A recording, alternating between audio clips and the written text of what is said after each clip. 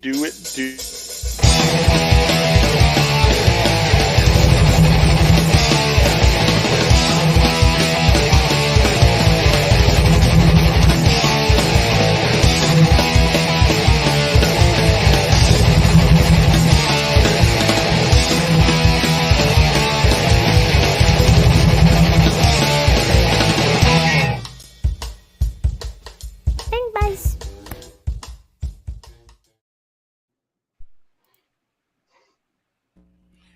All right, party people in the place to be, vandals, and all the people out there that think they're the main character. This is a brand new episode of the Pink Buzz. This is going to be like a fun look back at the year so far. We're going to be talking about all kinds of media, all kinds of really fun, groovy stuff.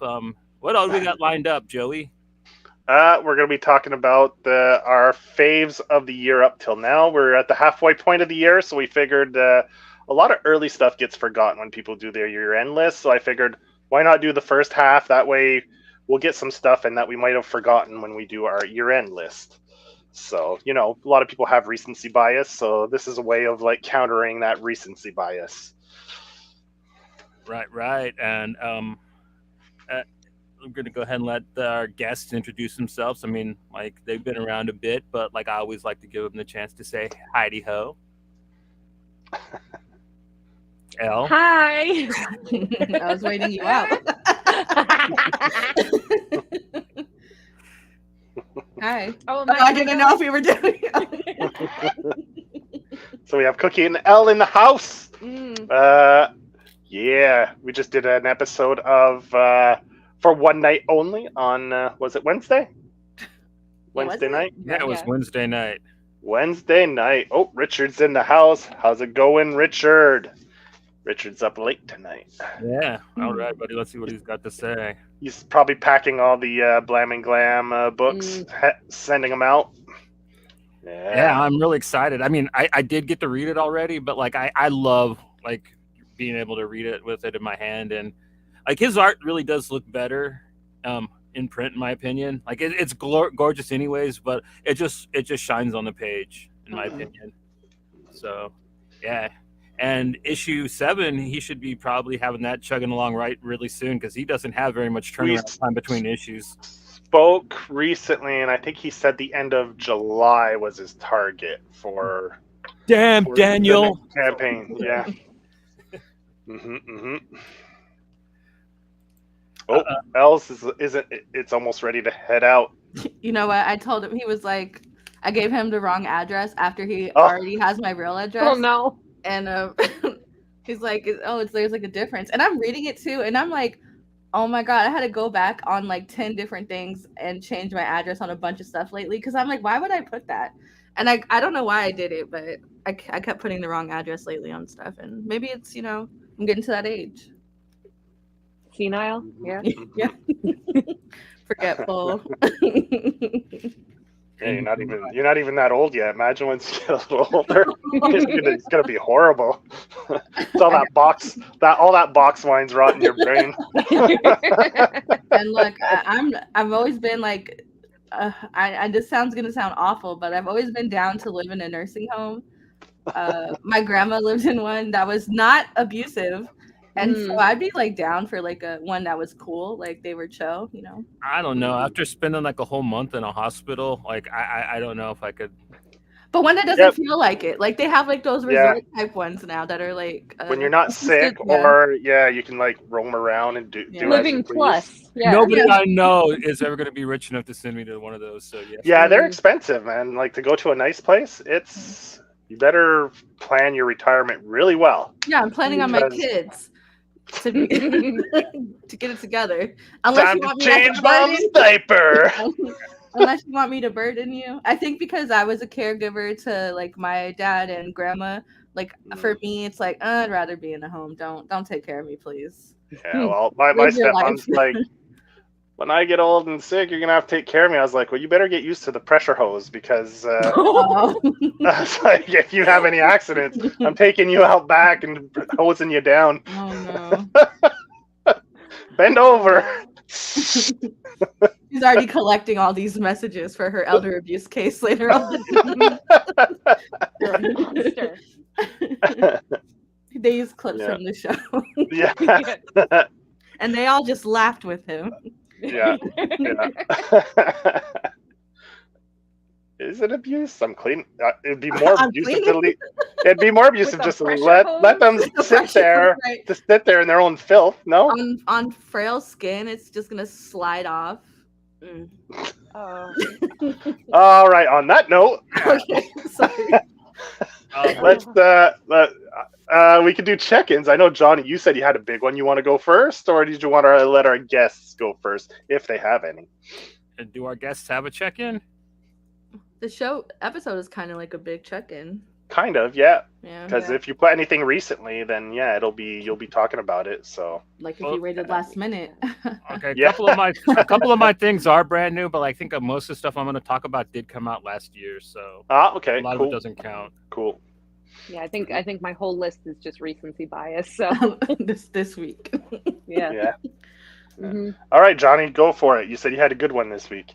Yeah, I picked up 1-800-GHOSTS. This is a Fantagraphics book by G. Davis Cathcart, I think is how you say his name. And this is a really fun crime caper. Kind of does its own version of time traveling, and it's about these artists that aren't very good that make a plan to go ahead. It takes place in 1980, and they're going to jump to 1982 and steal Thriller from Michael Jackson. So they could have it out before him, so they could get famous. I thought it was a really, really fun, really kind of pretentious comic, but at the same time, it was a lot of fun. It kind of reminded me of like an A24 movie, so really dug that. I got this. It's a Dark Horse book, Joyama, by Daniel Iles. I've never heard of him. I think he is brand new. He's a British lad. This is a very manga-esque graphic novel series. Kind of cyberpunky, kind of reminds me a bit of like Dean Motter's Mr. X, kind of mixed with some Aeon Flux stuff. It's about like this kind of special police group that are against this terrorist cell, and just kind of the weird interpersonal relationships that they have with each other and against each other. I really love the artwork in it. Like the guy's sense of emotion is just glorious, and the way he makes the city an actual character in the comic. I always love when a creator can do that. And was this released in single issues or as a graphic novel? It's released kind of like as a manga, like it's in a little Tokubon like type of graphic novel size. Okay. And you said the book 2 should be coming out soon, right? Within the next month or so? Book 2 was actually supposed to come out in on Wednesday, but I couldn't find it at the shop, and I went to the same shop I got this one at, so I don't know, because it was supposed to come out last November, but like I don't know what, it's been kept getting kind of delayed. But it's supposed to be, coming out really soon. And I can't wait to see where it goes because I really, really love this first book. And I got this week. I went to the store. It's called, it's a kind of an anthology thing. It's by Oni Press. My boys, Jordan Thomas and Shaky Kane got a short in this. Phil Hester has a short in it.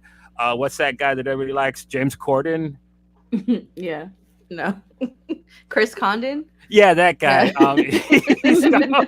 He's got one in here. Well, who's James Corden then? The late night host that everybody hates. Singing in the car the British guy that sings? Yeah. Well, I'm sorry. I honestly didn't mean that slip. Like, if that offended anybody, that was not intentional. No. It's really cool. Like, I love Jordan Thomas and Shaky's work together, and it's good to see them breaking into the mainstream. And this came out even before their Image version of Weird Work cracks, so that's hella groovy. And here you can order Joyama. You can order it. I just went on Amazon. It's available on Amazon in physical form. So your shop probably just didn't get their order in, or maybe they didn't order any. I don't know. Yeah. Okay. Cool. So, but it is released finally. Okay. It's out. Yeah. Then I'll definitely be picking that up and maybe talking about it in a later episode. And I also got this week Click Click Boom by my homie what's his name? My homie, is it Wagner? Yeah, Doug Wagner. I really, really like this book. It's quite a bit different than his other recent stuff. It definitely has a pretty good sense of humor to it, but it's pretty heavy on the dramatics and the I don't know, the kind of more realistic gore. Like it kind of in the same realm as like Pop Scars. It's about like this traumatized girl that doesn't talk, and she kind of just goes around doing this evil shit so far and taking pictures of it. Really cool stuff. Like I really highly recommend checking out. Boom. I put it on my poll just based off the art alone. Yeah. And then well, it would have been on just because it's Doug Wagner, and then when I saw the art, I was like, yeah, for sure. It looks pretty cool. All right, Richard has to head out. Have a good night, Richard. Thanks for stopping in, man. Yeah. And then like I got to watch a bunch of shows. So I finished Willow. I liked it. I don't see it isn't gone yet. I thought it was gone. No, I mean it's still streaming, right? Yeah, it's still on streaming, but they're killing it with fire. It's going away, and then really soon. I know that they are discontinuing it, but when I finished it, it was still going. Okay, so it's still on the Disney Plus then. I don't really get the hate. I mean, like it's an all-age fantasy show. I thought that there was some really stupid parts. There were parts where they made characters not act the way they did earlier episodes, but that's kind of given for a TV show. I don't think it's the worst thing I ever saw. I recommend watching it before it's gone because I thought it was kind of cute, to tell you the truth. And then I watched Mandalorian season 3. Which, Pat and I are in the process of watching that. We're on episode the Spies one now. I think that's episode 7. And then I watched the first half of the last season of Doom Patrol. I'm waiting. Like I don't know why the second half of the season hasn't aired yet. I think it's because they reformatted HBO Max into Max, and that's why they haven't put it up. But it's all filmed. It's all done, so they should put it up at some point. Which kind of got me. I was almost feeling like my boy Zod Ryder. I was like really pissed at James Gunn because of that. And then, I got over it like in a minute. And then I watched The Peacemaker, which I don't love as much as everybody else seems to, but I thought it was a lot of good fun. I liked the character of Vigilante a lot. I thought he was. Yeah. I think if he wasn't on, that show would be mid if it wasn't for Vigilante. Yeah. Like I think John Cena does a great job, but him as Peacemaker, you can only go to that well so many times before you're like, okay, so throwing Vigilante in there gave it a nice mix, some back and forth, so. And then there was those episodes where he was walking around all sad because he thought everybody hated him, and that's when I was like, I was baked as hell, and I'm like, yo, man, John Cena could totally play Frankenstein's monster. That's where you got the comment from. Okay. It's like, especially when he was walking around all pouty, man, he looked just like him. Dude, just paint him green. Are they still doing the Universal Monsters thing over at Universal? I don't think they're doing the Dark Universe anymore, which because they totally could have cast him like you said. He's big and he's got the square head and jaw. I mean, just have to add bolts. He has retractable ones already. He has bone ones. Word on the street is. Well, I mean, yeah. They just need to put a couple scars on him and perfect casting. But I think that's my check-in. I think, I'm going to watch the Extraction Part 2, but I didn't get around to it before the episode. I was really excited to see it. It's one of my most anticipated films, but. It's up on Netflix now? Yeah, it went up yesterday, I believe. Okay. Good to know. Which is a comic book movie that is based off of one of the worst graphic novels I've ever read, but it turned out to be one of my favorite movies ever, which is weird. Usually you get good graphic novels turning into horrible movies, but you rarely get horrible graphic novels get turned into great movies. So that's kind of a neat thing that happened there. But all right. Where do you start? I guess, what's the preferred category? You want to start with the favorite category, or you want to end with, what do you guys think? What do you want to do first? I'm not sure. I'm going to be real with you guys. I just sent Johnny a bunch of stuff, and I was like, don't feel obligated. Don't feel obligated, because I don't know what this list is. It doesn't seem like a lot of people were very into movies, so let's go ahead and start with movies. Okay. Sounds good. Yeah, I had a hard time with this category, actually. Yeah, Okay. the first half was pretty slim, which is normal because we're getting into summer blockbuster seasons just starting. It usually starts mid-May-ish, I'd say. Because we've had Guardians drop, the Spider-Verse. Those were the Flash two came big. out. Flash just came out. Yeah, Flash came out this weekend, so we're Did just kicking Oppenheimer off. come out yet, or is that next weekend? I don't think it's out yet. Yeah, I don't think that's out yet. Oh. Yeah, so it's just kicking into high gear now. The big blockbuster summer season. So yeah.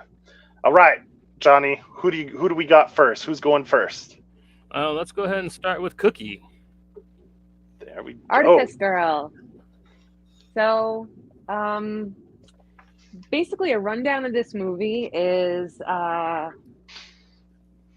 they make an AI generated girl to catch online predators, right? And as time goes by, the technology gets better, maybe even creepier. So you kind of fall into what's morally gray, and it's a very interesting movie. I think this came out at the beginning of the year. Like it did a whole Cannes run or whatever, and I caught it on Apple TV. I rented it, and it was really good.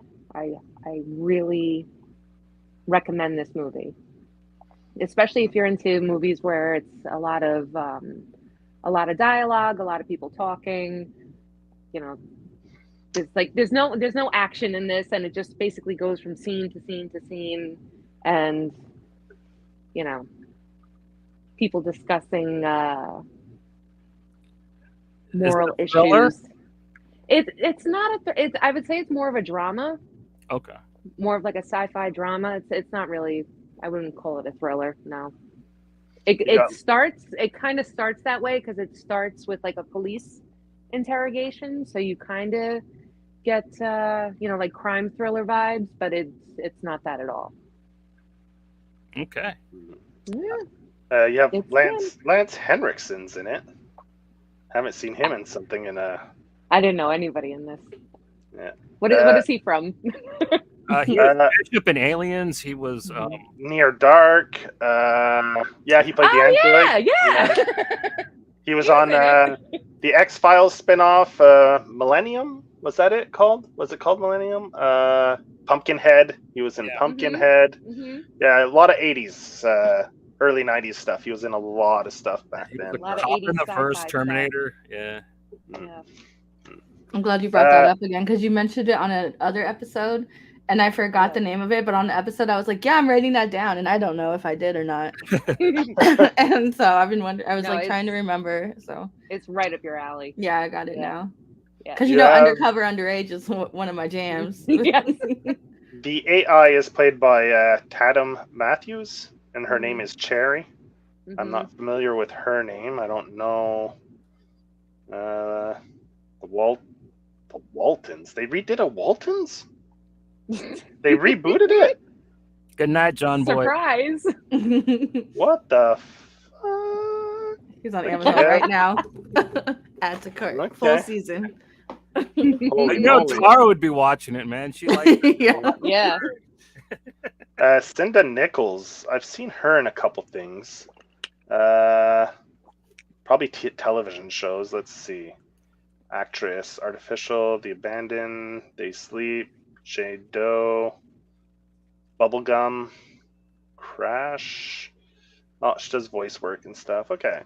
She was in Bubblegum Crisis? Yeah. Yeah, she did a voice, I guess. Yeah. Right? That's an anime or something? Yeah.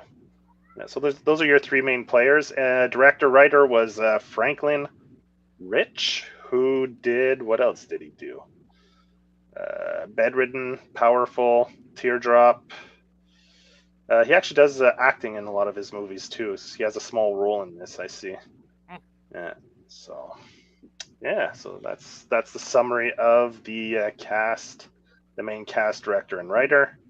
And it's short too. I think it's like 80 minutes or something, like 90 minutes. It almost hits exactly an hour and a half, an hour and 33 minutes. So if you trim off the credits and everything, it's probably under an hour and a half. Yeah. Very cool. So that's available to rent on streaming services. So very cool. And definitely it's worth the rent. So yeah. Sounds interesting. All right. Nice. Good pick. Thank you. Who's next, Johnny? I'm going to go ahead and go. All right. Going with Brandon Cronenberg's Infinity Pool. Yes. This is a pretty gross movie.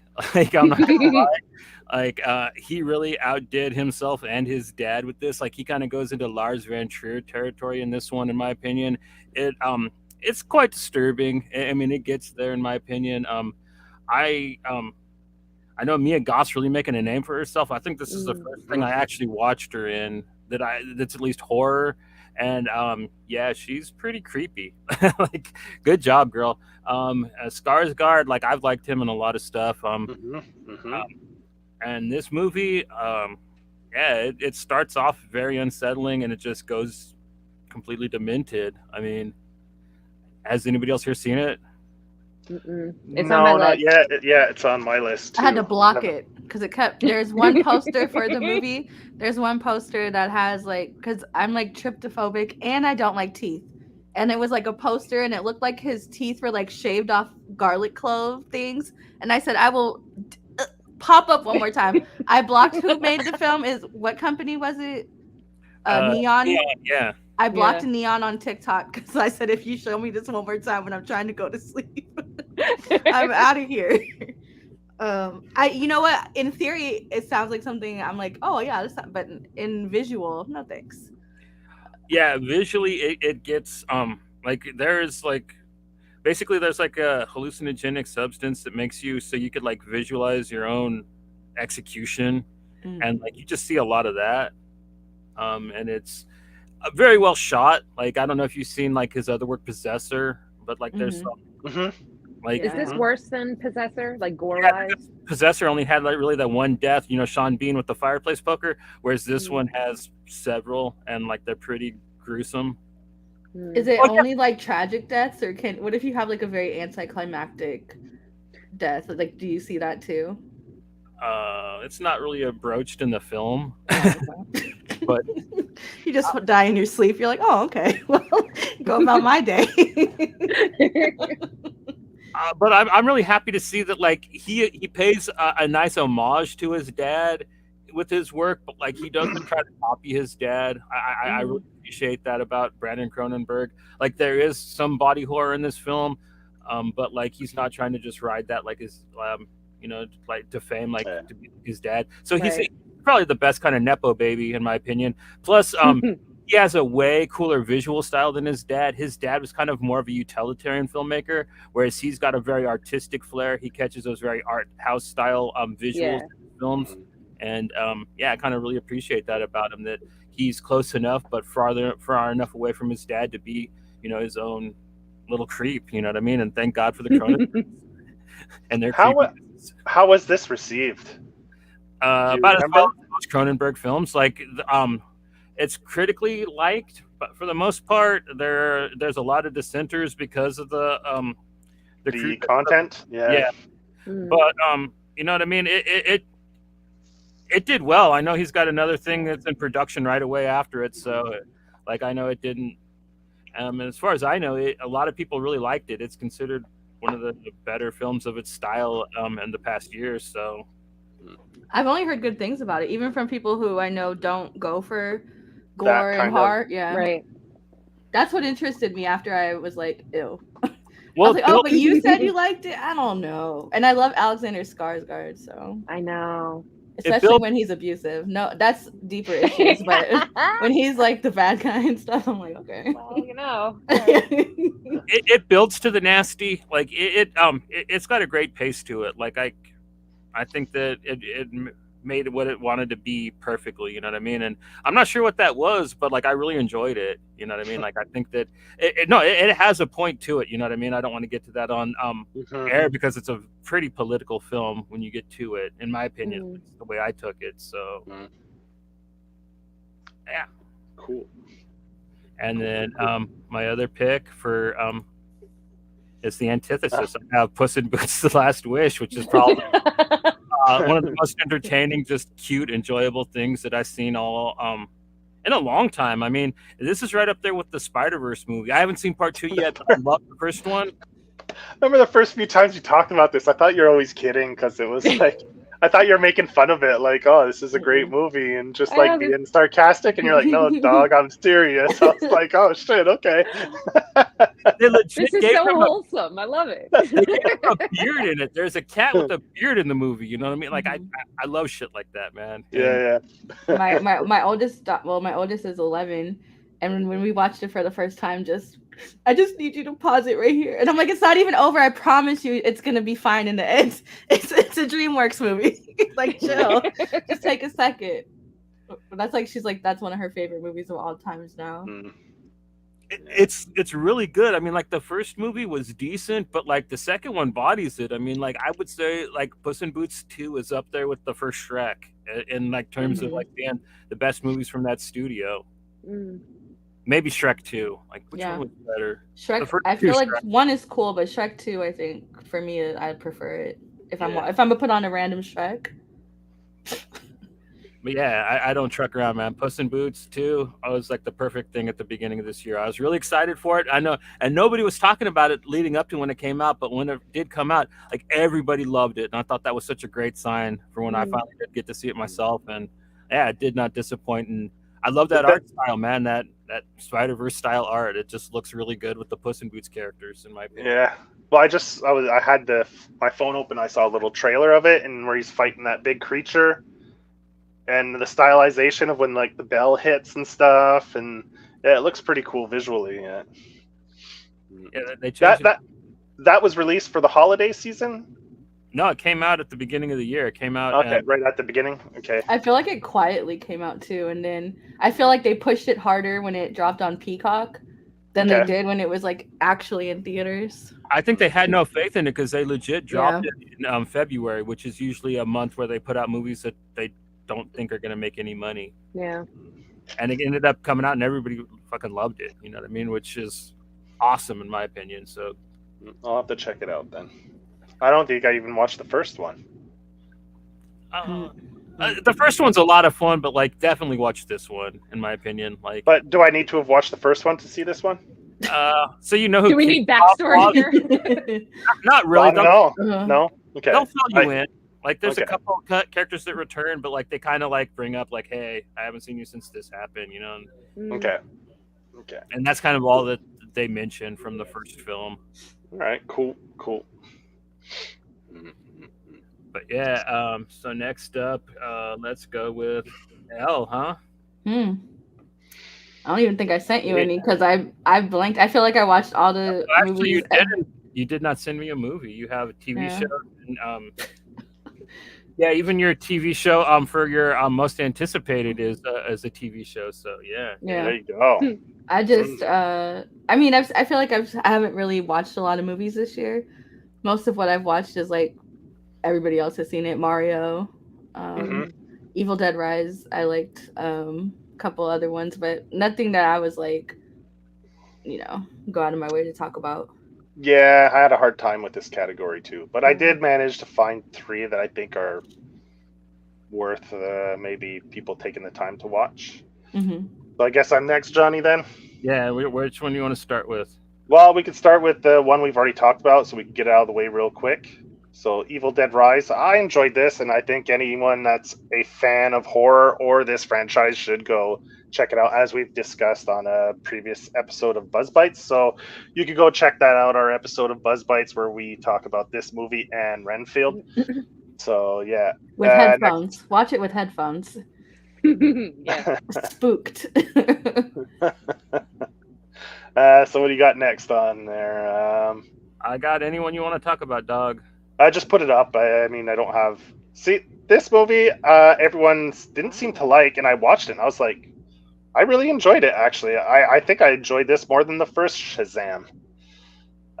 So I don't know. I think it got a bad rep. I don't know why. I don't know if the marketing wasn't done well for it, or Like when the creatures show up, all those mythological creatures is kind of cool. I don't know. There was a lot of stuff I liked about it. What it is people know that like it's canceled and like this movie's kind of meaningless because it's just getting get rebooted, and I think that's what took the wind out of a lot of people's sails. And like instead of just saying that, they came out and they said that like, oh, the villains are kind of paper thin. And I don't know. I thought that Lucy Liu had a lot of fun. I always like Helen Mirren. I always think she's a badass. Yeah. So, like I'm with you. I didn't hate it, but like I thought the effects were decent. Like I liked all the effects. I mean, I thought Shazam himself was kind of annoying in it. Yeah, he was a little too like Big Brother-ish, like. But the rest, and see, this is the funny thing, because in the first one I hated the rest of the kids becoming, and I thought they were annoying. When this one, I thought they were more fun, and Shazam was more. It was kind of like they spinned it, like, and I really enjoyed it a lot more. I was like, because I didn't enjoy the second half of the first movie when like they all get the Shazam powers and stuff, and I was like, oh, here we go, fucking. But then this one, I think they kind of, it was more cohesive, and every character kind of had their own little story arc, and they kind of developed that a little bit more for each character, and it was fun, like, and all these kids have lives, and they're all going to move on to either go to college and stuff, even though they got these great powers. These great powers aren't doing much for them, like in the real world of like having to get a job, paying rent, having a house. So there's like they're all still thinking about their future, even though. So I thought it was pretty good. I thought there's like some interesting story plot lines and stuff, and I don't understand. Like I watched this, and I watched I think Ant-Man in the same week, and I was like, Ant-Man. I almost couldn't finish Ant-Man. Like I really didn't enjoy that movie. I'd say they're like on the same level personally. But. Yeah. But I easily made it through Shazam and enjoyed it. So yeah. Yeah, at least Bill Murray didn't fuck anybody in this movie. So. Yeah. Yeah. Oh wait, I don't know if I should have said that either. Like that's they're gonna do a director's cut where. Yeah. All right, my last one. This I love the show. So when I heard the movie was coming out, I watched it right away, and this kind of fits. Like Lovesick and all these things about the dark web and all these things happening on the dark web, and I think it's pretty present right now in comics and entertainment. So I think I was reading Lovesick around the same time this came out, so I really got into it. I like the story. It's about the dark web, and it's cool because it isn't a mystery of you got to figure out who did it. It's up front. You know who the villain is, and it's interesting the plot on nobody can touch him because they hack so many people and have so much dirt on everyone that he can just blackmail everyone, and it's trying to get around that. Everyone knows who the bad guy is. But how can you take someone down that has that much power, right? And like right now in the U.S., you're witnessing it. Trump going to court, nothing's happened. Like how do you take these people down? And I thought that was a nice little interesting. Part of that story, and Luther, man, Idris Elba. I mean, yeah, because you said like Lovesick, and he is Daddy Luther, much like Mother Domino. And I haven't watched it yet, but thank you for reminding me. I'm going to put that on tonight because Luther is such a good series. If you guys haven't watched it, it's fantastic. So is his wife in the movie or his ex-wife? No, I don't think she. Thank God. Okay, I might actually enjoy this one then. Oh my God. Does she make a small? If she is, it's like very minor. Like she's not in it very much. I don't. Because even Leah she didn't even know there was a show, and she was like, "Have you ever seen this movie Luther?" And I was like, "Get out of here!" And she didn't even know there was a show, and I was like, "Yeah, it's like the same detective." And she was like, "Oh, I didn't even realize." And I was like, she was able to enjoy it without no knowledge of the series. So. And is it 2 seasons or 3? The series 2, I believe. I know 2? It was broken up weird though, wasn't it? It was like a big gap. Yeah. But the series is very good, so like I definitely recommend you watch the series and then watch the movie. Or like Elle said, you could just, if you want to just skip the series. I think they put a lot of stuff into context well, so like you really know what's going on without having watched the series. You won't be lost at all. Like they kind of recap without recapping, they kind of explain it into the story. It's well integrated, so it doesn't. Yeah, it's smooth. And even the series, it's British, so it's very Mm-hmm. it doesn't waste a lot of time on like just filling time. It's pretty fast paced. Yeah, because the seasons are pretty short. Yeah. Mm-hmm. Yeah, their dramas, they kind of just make movies. They kind of put out episodic films, kind of more like that with their shows like this. And I'm glad that Netflix kind of picked some of these up and ran them in America, because a lot of them get overlooked, and like even on Netflix some of them do. But I'm glad Luther's actually getting a second look, because like it was some pretty decent noir at the time. You know what I mean?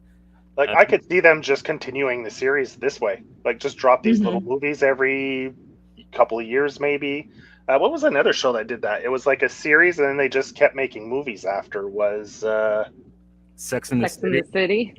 No, it was another like kind of British crime drama thing with. I know what you're talking about. It's on with like a guy. Yeah, the guy who was in the season of Walking Dead. He played the big bad guy, the first big bad guy. Not. Anyway, it doesn't matter. The guy that played the governor. Yeah, the governor. He's in that series, and it comes out as movies. I think the first one was like a 2-parter miniseries, and then they just dropped like a movie, two or three movies afterwards, and I can't remember the name of it. That was pretty good too. Same style as Luther. He does have a look about him. Yeah, so those are my 3 picks. Johnny's like, "Whoa, you're reaching. You're reaching." I was like, "Yeah."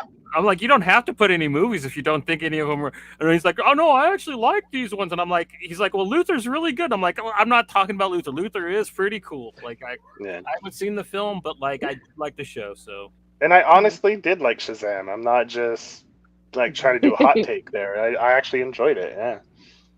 Yeah. There's other stuff that was mid that was okay. Like Mario Bros was a lot better than I thought it was going to be. Mm-hmm. I was actually able to watch it, and it was pretty good. But that's it. Most of the movies were like that. They were just like Dungeons and Dragons. I was like, no interest in watching that. We watched it last weekend, and I was like, oh, it's not too bad actually. It was pretty good. So I was surprised by that. Yeah. Chris Pine, like, he's got to get back into some movies. I mean, I don't know why he hasn't in much anymore, but I mean, he's a fun, charismatic actor. I mean, like, he could definitely do a good supporting role in a movie somewhere. One thing I like about him is he always plays the main male star, but like he never fights in the movie, or if he does, he gets his ass kicked. I like that he never tries to play the tough guy. Like even as Captain Kirk, he got his ass kicked in like all the movies, which I thought was pretty ballsy of him. He's also like one of those guys where it's like, I don't know if I find you attractive or not. You know what I mean? Like sometimes he's like, I'm like, okay, and then sometimes I'm like, huh. You want to grow that beard back out a little bit? Because you know when they always do like the battle of the Chris's, I'm like, you keep putting Chris Pine, but it really depends on the picture. Yeah. Because he can go from like arrogant to like pretty like quick. punchable or like hot. Yeah. I was thinking of maybe putting Sisu, but I watched it when I was tired and I fell asleep during a part of it. So I was like, but when I did watch, like, I was tired. It wasn't because it was a bad movie. I was just really tired. And like, I thought that one was pretty good. It was a fun movie. So. Yes, Sisu's rad. Another good one is The Covenant by Guy Ritchie. That's the one with Jake Gyllenhaal, where he goes to Afghanistan to help the guy that saved his life. I thought that was a really good. Oh, that's right. Yeah, I forgot about that. Kind of weird for a Guy Ritchie movie, but he also did another one that came out earlier this year. I haven't heard anybody talk about it, but I liked it, called Operation Fortune, which had like Aubrey Plaza and Jason Statham and Josh Hartnett in it. I thought it was really funny. Yeah, it was pretty good. It was a funny spy movie. Oh, you saw it? Okay, cool. Yeah, cool. So anything with Aubrey Plaza, you know what I mean? Yeah, she was good in it. She played that sassy kind of. She's crazy, man. She like kept putting him in his place. You know, it was good. Yeah. I do want to see that Jennifer Lawrence movie, No Hard Feelings, just because I feel like they haven't. Comedy movies have been like sparse in the last few years that were like just stupid funny. And I'm like, this looks so. The marketing for it is fantastic too, where it's like Oscar winner Jennifer Lawrence, and then it's just like a jump cut of like all of the F bombs. Yeah. In the movie, and I'm just like, I just want something dumb and funny. Do you think there's less comedies out now because they're just kind of turning them into series instead and saving them for like making a series and stretching out instead of like, because generally comedies don't do as well like blockbuster movies like Marvel, like superhero stuff, so they just tend to put it out on streaming as series more instead, you know? Like I think they've gotten to like I think they're looking too inward on comedies lately. Like they always have to have some kind of action plot, or especially Netflix is guilty of that. Like, let's throw some spy shit in here. And it's like sometimes I just want to watch like Grown Ups, like something stupid. I don't care what the plot is. It doesn't even have to make sense. Like you know, just something mindless where I'm just laughing and it's okay. That it doesn't have to be anything too deep. And you know, like even, you know, because I mean we're all guilty of liking something stupid, and that's fine. Just I don't need plot. A lot of things. you got to put that plural. Yeah, things, all things, most things. Yeah. Hey, some lowbrow stuff are like classics, right? Yeah, and there hasn't really been like. I even went back and like I haven't watched Superbad in a long time, and I'm like, oh, but I was like, I don't remember how old I was when it came out, but I was very young, and so I don't remember it being that raunchy because at the time, you know, I'm like, this is hilarious, and so I went back and watched it now. Yeah, and I'm watching it now as an adult, and I had the kids in the room, and I was like, get out, get out! I forgot. Go get a snack. Yeah. Like my go-to trash watch at night is probably 21 Jump Street. That's so stupid. And I just there's when they're doing when they get what's it called? The drug. What do they call it? I don't remember. I forget what it's called. Yeah. But when they end up taking it by then they're tripping balls. That's so. I love that part. It's so funny. My husband hates it because Leah, like that's like one of our sign-offs is like finger popping each other's assholes. It's so stupid. I'm like, we gotta get that on a shirt or something. Yeah. Leave Jesus alone. Yeah, I enjoyed that movie too. It was just on. What's it? I don't know. I watched it the other weekend, like maybe a month ago, and I don't remember why it was playing, and I just let it run.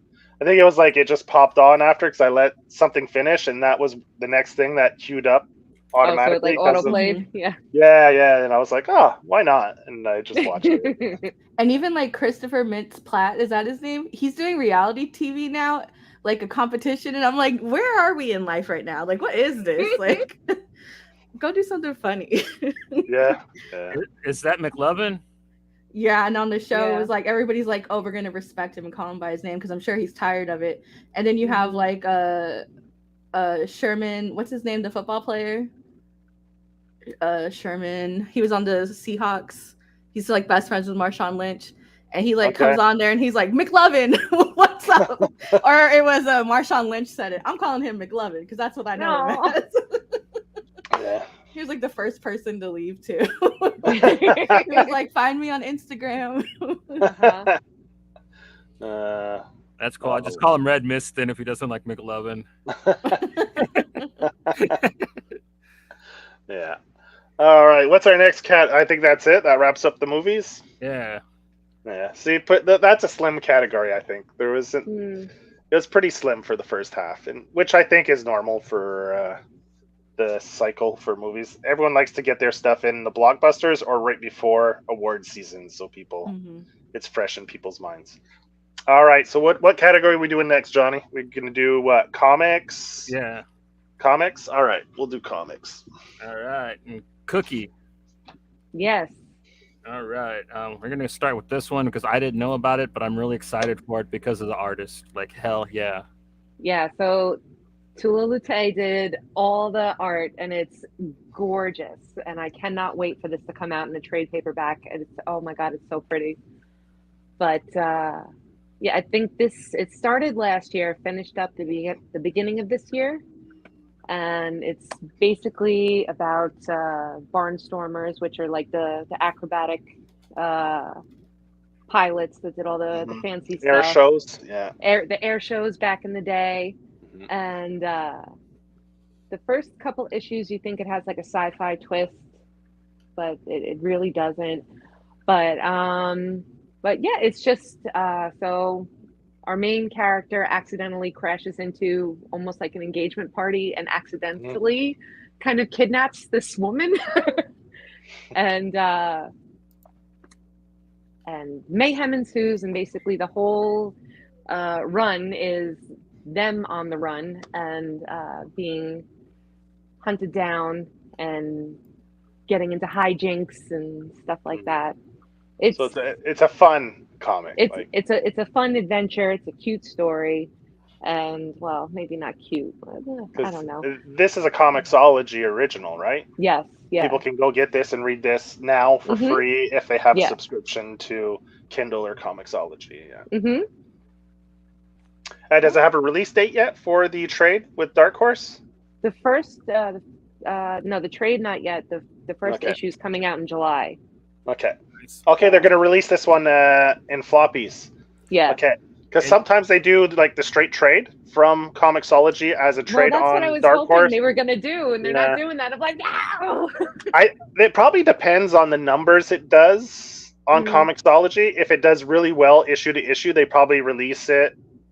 Like, because probably get like a fancy hardcover and Snyder, because in the beginning it all came out as trades. They just did trades, and then I think Scott Snyder's stuff was the first ones that Dark Horse started releasing issue to issue. Was his Comixology stuff. He's on this one too. Is he co-writing it with her, or is he writing it? I think he wrote the whole thing, and she just did the art. Okay. I'm pretty sure.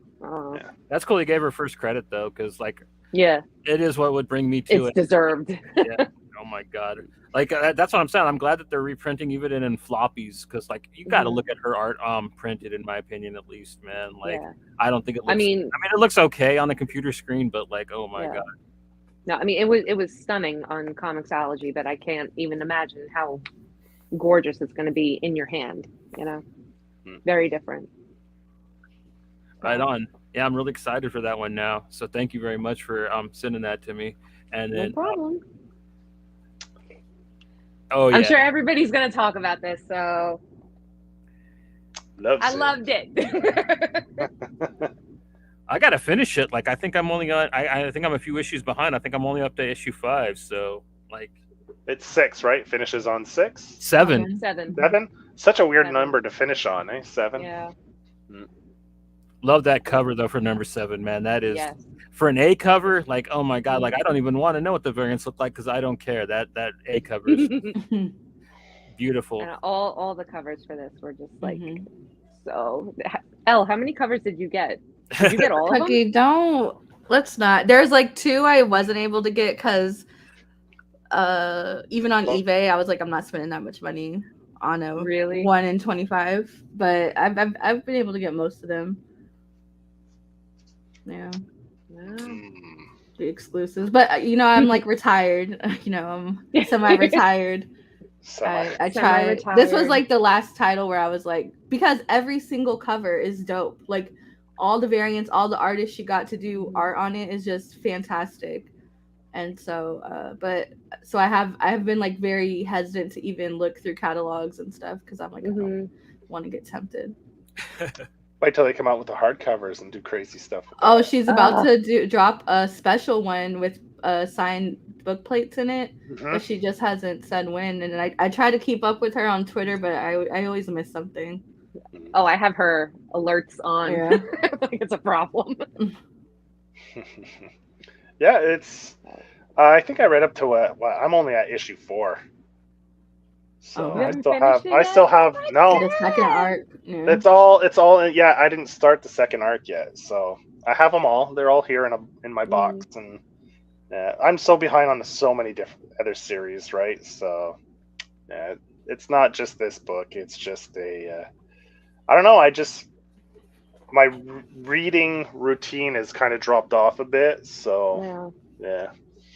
But this book was good. I really enjoyed the first arc, and the art is fantastic. The story definitely is interesting, and I mean, we've said it many times. People should, maybe not for everyone, the subject matter, but I mean, do they go more heavy-handed in the second arc, or does it stay pretty much in the same tone? Okay. Yeah. Okay. Yeah. And then even there's times where it's like, I don't want to say like a negative cringe, but a cringe in the sense of there's some age dynamics at play at a certain point, and it's we know you don't like that. Well, when it's underage, I don't like it. So there's kind of when it's illegal. Yeah, when it's illegal. When it's illegal. Oh. No, but because I know you're always like, that's grooming. That's grooming. Well, this is definitely a lot deeper than grooming. Okay. But it's like so it's interesting, but also for the story it makes sense. So I'm glad that she's not American, because American creators, I feel like it would felt like shock value. But it's because she, especially since it was like originally published like indie and stuff, like super indie, not Image. I feel like she was able to explore more themes that would be taboo otherwise. Right. And even the European comics will explore these. It's just the American ones that are kind of standoffish or weird about it. But for the story, I will say it makes sense, and I'm glad it was explored, because I feel people are kind of afraid to talk about that kind of stuff, especially when it's a woman talking about it. So I'm glad she did include it, because it's important to talk about. Yeah, and I remember, I think it's the first time I've ever seen Cookie go out of her way to write a fairly lengthy review about a comic, and it was for this book. That's how much it meant to you, and because I was shook it. Yeah. Well, because and I felt like with every issue, she made me question the way I think about certain things. And I'm like, oh wow, and it's not very often, hardly ever in comics, where I have that sensation while reading. Where you become self-reflective and kind of. You're like, maybe I should cancel my dark web subscription. Yeah, basically. Yeah, that's a solid pick, and I think that'll probably make a lot of people's lists at the end of the year. Word, yeah. And she looks like she's got nothing but good things coming out in her future too. So yeah, she's got a deal in place with Sumerian. She's definitely got a new book popping off from them. I think she's got a bunch of work coming out from a lot of people, though. I don't think she's tied down just yet. So good for her. And she's rolling, man. She's popping off. So good for her. Like, I'm glad to see this like European proliferation of American comics finally. It's pretty rad. Do you think female creators that are come out of Europe have a slight advantage over maybe their counterparts in North America? Absolutely, because I feel like American female writers tend to come off a lot more cynical about things, where I feel like European creators, there's like almost a beauty behind what they're talking about, even if it's macabre or dark. And I feel like American ones are a lot more just overt, like they don't think you'll catch on to subtext, and you know what I mean, like it kind of feels a little bit dumbed down, a little too like hitting you over the head with it. And I love some female or women creators, but I won't say their names because a couple of them will come for you, but but yeah, I feel like sometimes it's like a bit overt, and when it's here, but when like Lovesick, how why it doesn't make any sense why it's so beautiful. Like, it's gross.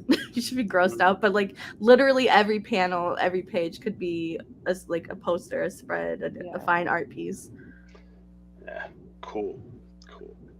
Those are some solid picks, Cookie. Thank you. Yeah. So who's next, Johnny? Yeah, I'm next. I'm gonna start off with this one. I just got the first issue of this recently. Jamie Robinson is basically kind of who got me into Image comics. Like, the first Image book I really remember getting into was Bomb Queen, and I really liked his art, I'm pretty sure it's him, his art, and I really liked his writing. a lot of people would say it's Enos-esque, but like I would say he's got his own flair to it. Like he's definitely more heavy on like the Paul Verhoeven style of gore and humor, and this one kind of carries on that. But like his art has gotten so much better. I hate to say it's cyberpunk because it's really not. Like it's way more. Everything's tore up looking. It's not really neon and more dystopian, more like Mad Max, but just happens to have more like technology. It's still like a budding metropolis. It's kind of more like Judge Dredd.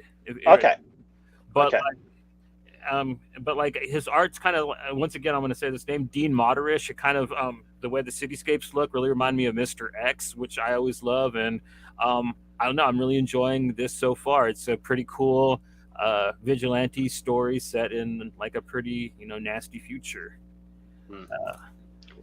Next up. Say hi to Mel. She just popped into the chats. How's it going, Hello. Mel? Hello. Happy Friday to you. Hope you're enjoying your Friday. So thanks for popping in. Sorry, Johnny. Sorry for cutting you off. I got Wes Craig's Kea, which is so much fun. Like I really, really dig it, and I love his art anyways. Like ever since Deadly Class popped off, I've really followed him, really dug him, and like I really like how he's kind of come into his own, and he's got this neat Darwin Cook meets Frank Miller style going on in this book. It's really cool. It's a fantasy tale, but like it's told a little more like a post-apocalyptic thing, but it is completely set in like an alternate universe and stuff. But like it's not like hobbits and shit like that. It's more of like on the European side of things with like dinosaur people and stuff like that chasing them around. But like she's got a magic arm and she's trying to get her little brother to this village, and that's kind of how it starts out, and just all the kind of cool stuff that they run into and have to fight with. And does it have similar vibes to that Magnetic Press book we read with the what was it? Shit. You talking about Wakomo? Yeah. Does it have like similar vibes to Wakomo? A lot less tied to reality. Yeah. Okay. This one's kind of more. Well, you could tell by the artwork and stuff like that. Yeah. It's way more fantastical than Wakomo is, but yeah, it's kind of like that, but not quite based off of, because like Wakomo was very heavily influenced by Nordic stuff, whereas this is just its own kind of off on its Frank Frazetta wildness. You know what I mean? Okay. And its own little kind of mythology, creates its own little world. Yeah. I know you're a big fan of Deadly Class, so I'm not surprised to see this on your list. Yeah, I was as soon as I loved it. He had something coming out right as soon as Deadly Class ended too. Like I love when a creator's like that ambitious to stay relevant. Like, hey, I'm not done yet. I got Wait, there's more. Is this like his first book where he kind of writes the story? No, where it's all him. He did a graphic novel that came out called Black Hand Comics, which is like an anthology thing. It was like 3 horror stories that he did, which was a lot of fun. Okay. And then that kind of spun out, but like Toby Cypress did the art for the Gravediggers Union. Like he had like a series that kind of spun out of Black Hand Comics. Okay. And that's all I know he's really done. I think Rick Remender found him really young and put him to work. Okay, cool. Yeah, because I have that. I just haven't even cracked the first issue open yet. But I put that on my poll because I know you're a big fan and stuff. So I was like, all right, I'll check this out. Because usually you're a pretty good reference for recommendations. So, yeah. And then there's this, man. I love this so much. Like, I really hope that like they do an animated series for this. It would be so much fun. Maybe a live action, but I don't know. Like, I think an animated series would be good. I think. Yeah. But I just like all the characters. I haven't had this much fun with the horror book since the original run of Nailbiter, probably. So, like, I'm just having a ball with this, and I can't recommend Where Monsters Lie enough. I think it's if you like horror, if you like really good black comedy, like you're just gonna get lots of it here. I like how they play with all the tropes, man. I like when they pick something apart like the slasher genre and just go wild with the tropes, and and have fun with it. They don't try to over make fun of it or anything like that. I think that they use them all to really good standards, in my opinion.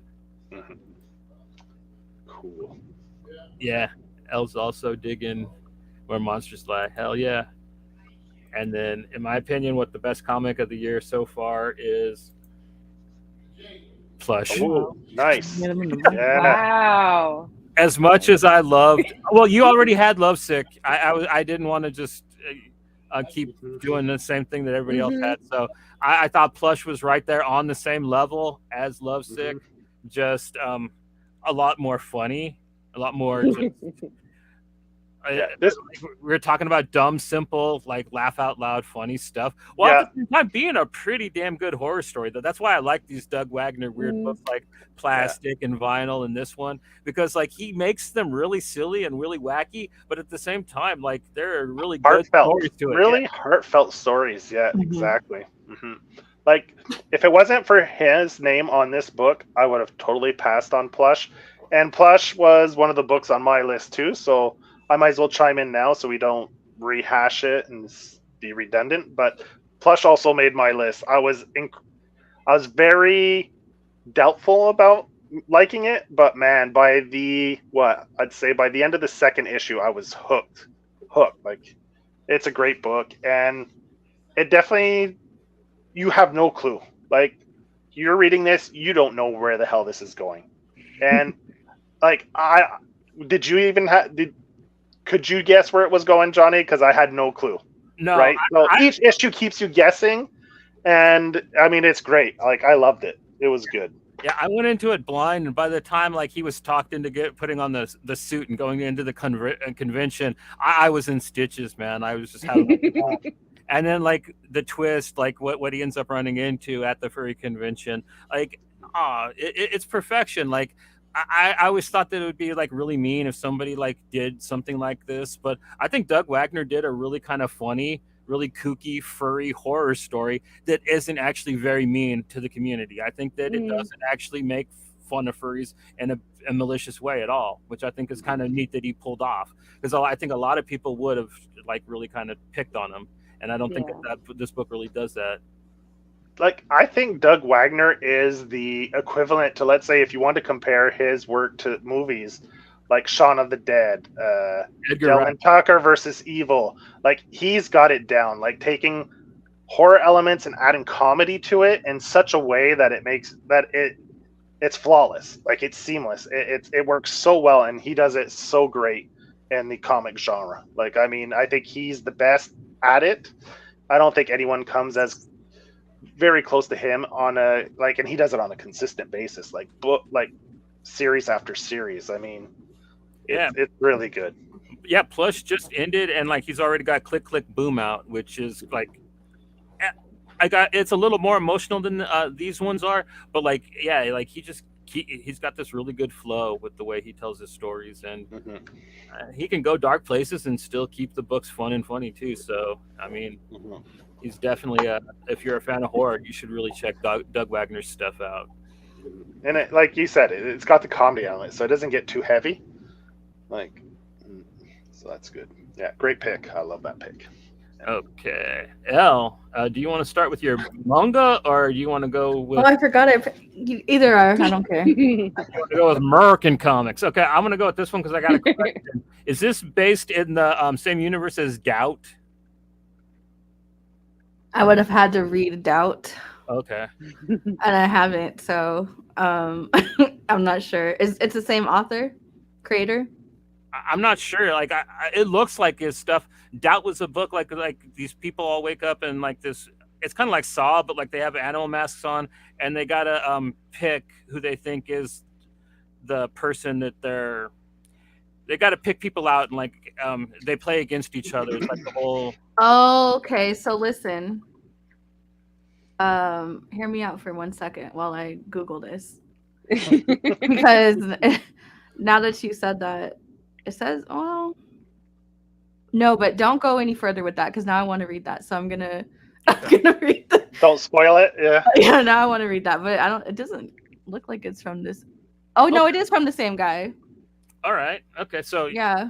Okay, so then I didn't realize that this was a continuation of that when I read this first volume, because I think the second one doesn't drop until November. So now I have time to go back and read that. But yeah, it's basically the survivor of that is like it's 3 years out from the killings, and he got recruited to a horror video game company, and they basically task him with using his experience of being like the final girl to rewrite some of the stuff on their newest game.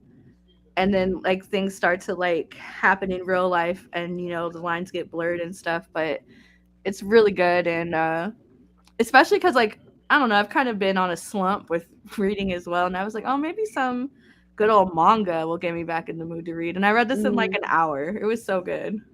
It's cool because like I had the because there was Doubt then Judge, and then so like that's cool that he kept on doing them. So that's interesting. So yeah, now I'm definitely gonna go back and read those, because and I'm gonna be honest too, I have like a author blindness sometimes when it comes to quick read stuff. So even if I had seen his name before, I'd have been like, okay, like sure. But yeah, it's good. It's like it's a quick read. The first volume's out. It's only like $7.99. Second volume drops in November. Nice, cool. Yeah, I'll definitely be looking into this because like I read his earlier ones. Cool. And Goodbye, Aerie. Listen, this has been out for a while in foreign language, but it finally dropped this week in English. And it's by the same guy that does Chainsaw Man. Okay. And it's just brutal. It's brutal, like emotionally. It's about a young filmmaker who contemplates suicide after the death of his mother, but a chance meeting with the mysterious girl will alter his life in an explosive way. And like basically everything you think this is going to be, it's not. And it's just devastating in the best way. Like, and it's a very quick read. It's not that long at all. But yeah, I'm glad to see it in print in America now, so more people will actually read it. So is this like a multiple book series, or is it just? No, this is like a short story. Okay. Yeah, it has a short story vibe to it. I don't think he would be able to continue it, and if he did, it would cheapen it. Okay, so you get like the full story from start to end here in this one. Yeah. One book. Okay. There'll be some tears, some throwing of pages and stuff. Like, it's really good. Cool. And then, like, again, recency bias, and I blanked on every single comic I've ever read this year. But I love Dark Spaces, the Scott Snyder anthology series, and each installment is based on irreversible decisions and the consequences of them. And so this is Good Deeds. Book 1 dropped last month. Number 2 is on June 28th. And it's by Che Grayson, Kelsey Ramsey, Rhonda Pattinson. And Che has another comic she wrote by like solo, like no publisher, Rigamo, about like a little girl who she can like bring people back to life with her tears, but she ages every time she does it. Depression. But Good Deeds is this one has definitely supernatural elements to it that Wildfire didn't, which is one of my favorite Scott Snyder runs of anything ever. It was like a perfect series. And so the art in here kind of reminds me of like Damian Connolly, like You Promised Me Dark. It's heavy inks, like kind of scratchy, but it is in color. And it's this mom and daughter duo moved to unfortunately Florida, and they clean up a diner, like an old diner, and they on that same weekend it's like the centennial year of the town or whatever, and they cross paths with like a disgraced journalist who's there because she can't get at work doing real stories anymore. And then there's like something supernatural that happens, and it's ugh. But it was such a good first issue. So I'm glad it's like keeping pace with the first run of the series, because Wildfires, there was not one flop issue. So I'm excited about this and what's coming from it in the future. I just got the trade for that. Wildfire. Wildfire. I haven't read it yet. okay. I looked through it and I was really surprised. Like Hayden Sherman's gotten a lot better. Fantastic. Yeah. Like every issue of Wildfires is like after I would read it, I had to exhausted. Every issue, I'm like, how do you keep exhausting me? Like I just want everybody to be happy in life. And so, but it's such a good series. It's really good. Especially I talked on this before, like, because it deals with like prisoners as wards of the state doing dangerous work, firefighting and stuff, and the unfair compensation. And then once they get out, they aren't allowed to be firefighters because they're felons. And I have a little brother who was a firefighter when he was in prison, and it's like, can't do that now, huh? Like you really risk your life for 10 cents. And if he hurt people, then I would probably be like, whatever, dude. But he's like one of those, just a felon to be a felon. You know the type. I love him though. Love you. He hasn't gotten in trouble in like 3 years, so good kudos. I think that's where the whole system needs to be overhauled. Yeah. Right? Because you're supposed to be there for rehabilitation. Right. And you're teaching them these skills. Yeah. And then like you're saying, you get out and what? So what was the point of it? Yeah. It's like there's no fucking point. And you're teaching him something, he gets out there, which he could use to earn a living and live a life. So why not teach him something else that he could use when he gets out to continue? Like it makes it's so stupid and I just don't understand it. It makes no sense. No sense to me whatsoever. Anyway. Yeah. So dumb. Yeah, those are the comics. I know there's more comics I read this year, but I just blanked. That's fine, man. You got me sold on. I'm gonna go pick up the first Dead Company. Wildfire. Yeah, Dead Company sounds good. I'm gonna look at Dead Company. Well, and thank you to Johnny for being a nerd, because I'm definitely gonna pick up Doubt.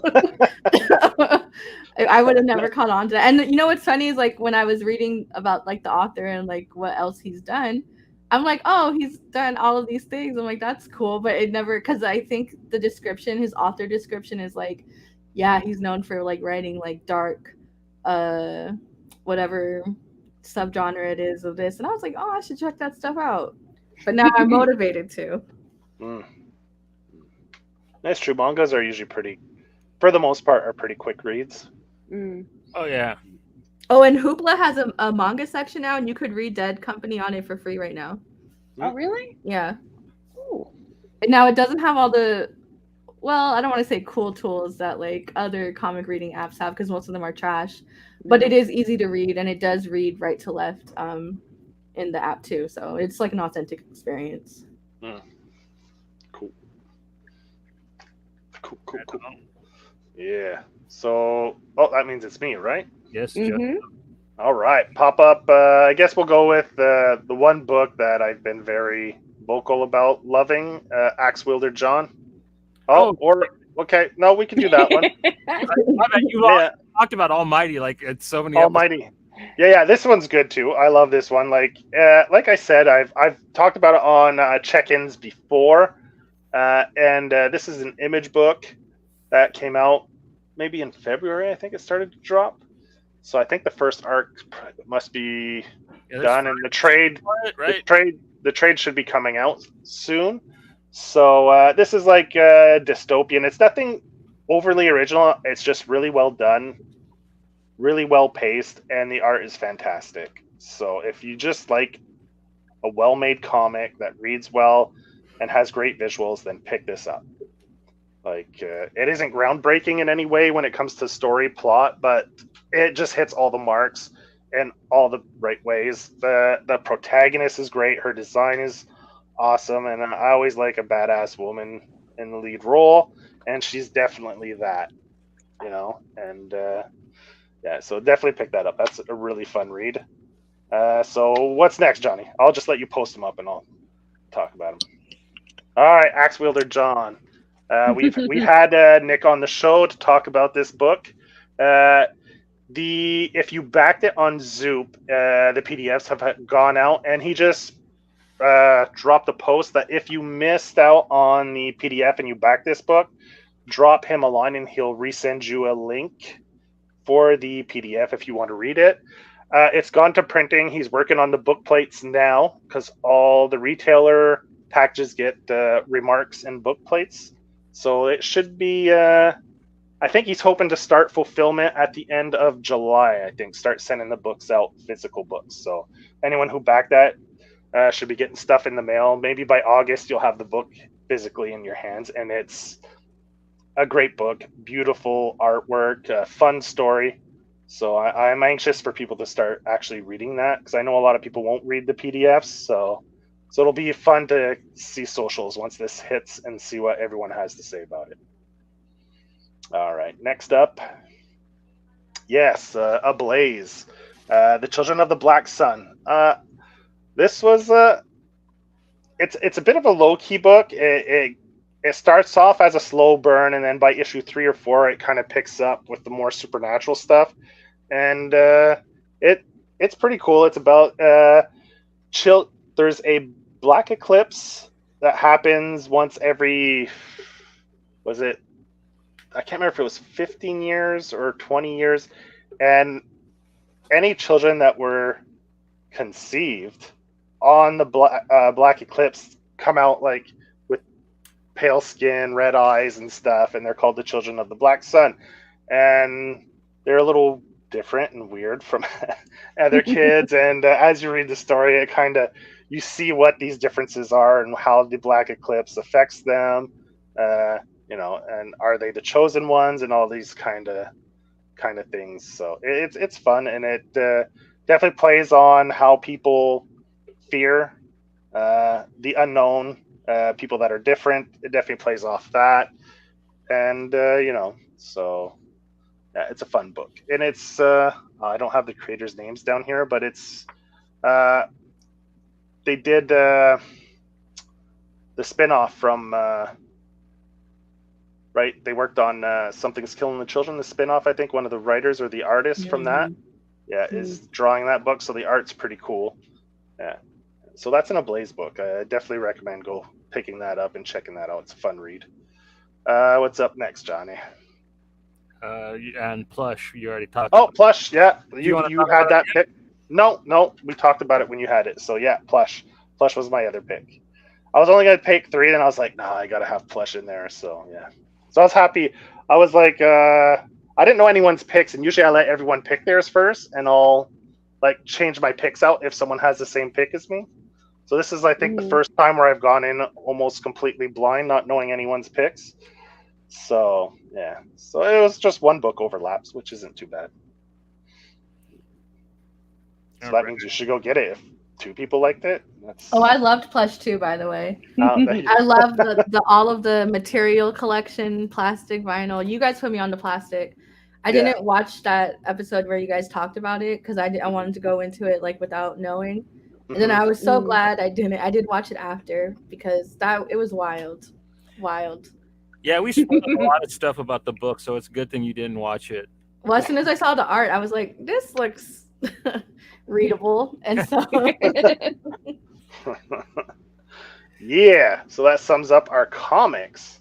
So now all we have left are shows, right, Johnny? Shows, and then music and most anticipated. Oh, that's true. Anticipated. Yeah. Okay. All right. So shows. We'll do shows next. Alrighty. Cookie, what do you want to start with? You got some pretty cool stuff. Surprise me. Alrighty. We'll go with...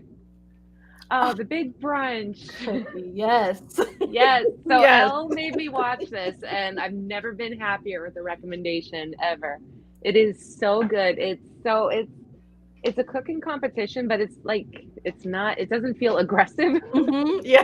It's like a comfort watch cooking show, like all the contestants have like these really great backstories, and it goes into their lives at home and why they're there. and what they're working to achieve. And it's just so wholesome, and it's brunch and alcohol, and I learned about clamato. I learned a lot of weird Canadian things. What, you guys don't have clamato in the States? We probably do. I've just never heard of it. Yeah, no, really? It depends where you're at, like, because I know it as like an ingredient in like ceviche and like a michelado, but I guess I don't know what other people use it for. Like, those are the only two things. I guess it's a Bloody Mary thing. Oh yeah, Caesar. Make a Caesar with it. That's what they called it. A Bloody Caesar. You could also make seafood cocktails with it too. They sell it like El Mercados and like tapatillas and stuff, like Mexican. Because I use it to make ceviche myself. So like I buy it, but I didn't know that people. I don't like the smell of it. Good. Okay, I'll have to try. Well, I have heartburn too, so I don't know. Then you have the spicy clamato too. Yeah.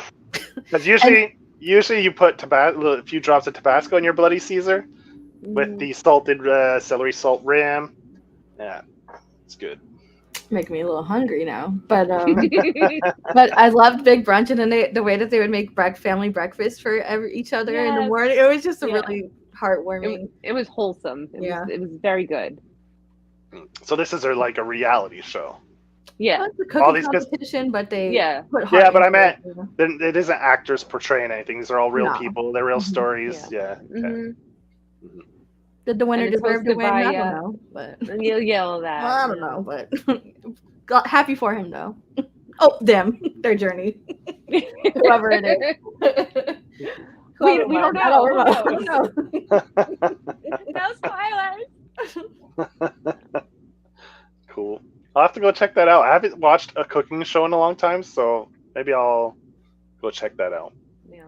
I haven't seen any since Emerald, man. Like Bam! Bam! Bam! See, like I love Top Chef, but like this is different. This feels just nicer. Yeah. No Gordon Ramsay screaming at anybody at any point. Yeah. So, putting the bread on their head. What are you? What are you? I'm an idiot sandwich.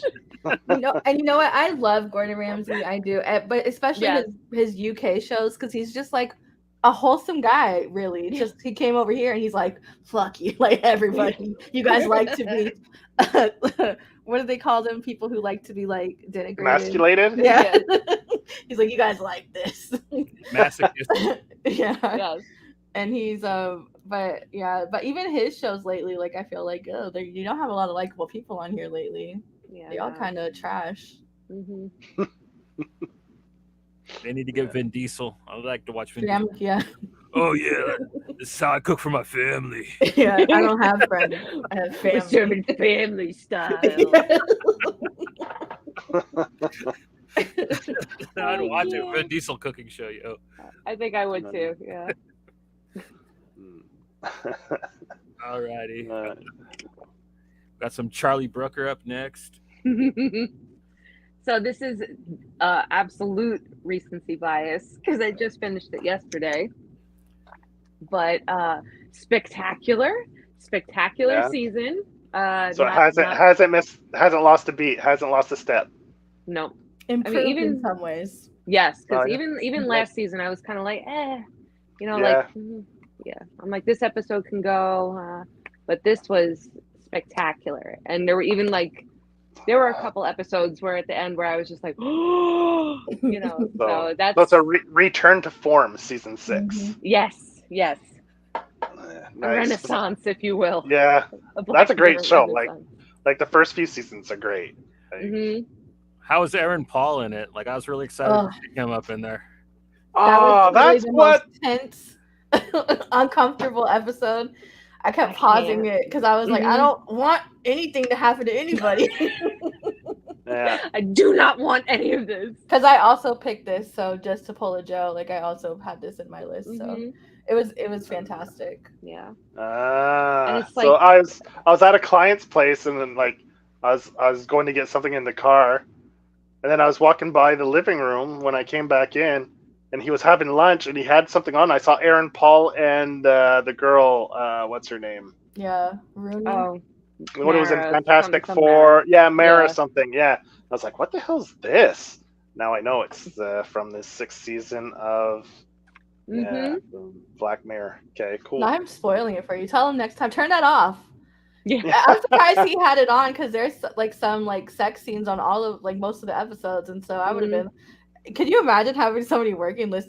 Does that happen a lot where it's like they're watching something that's like kind of raunchy? Well, there's been anyway.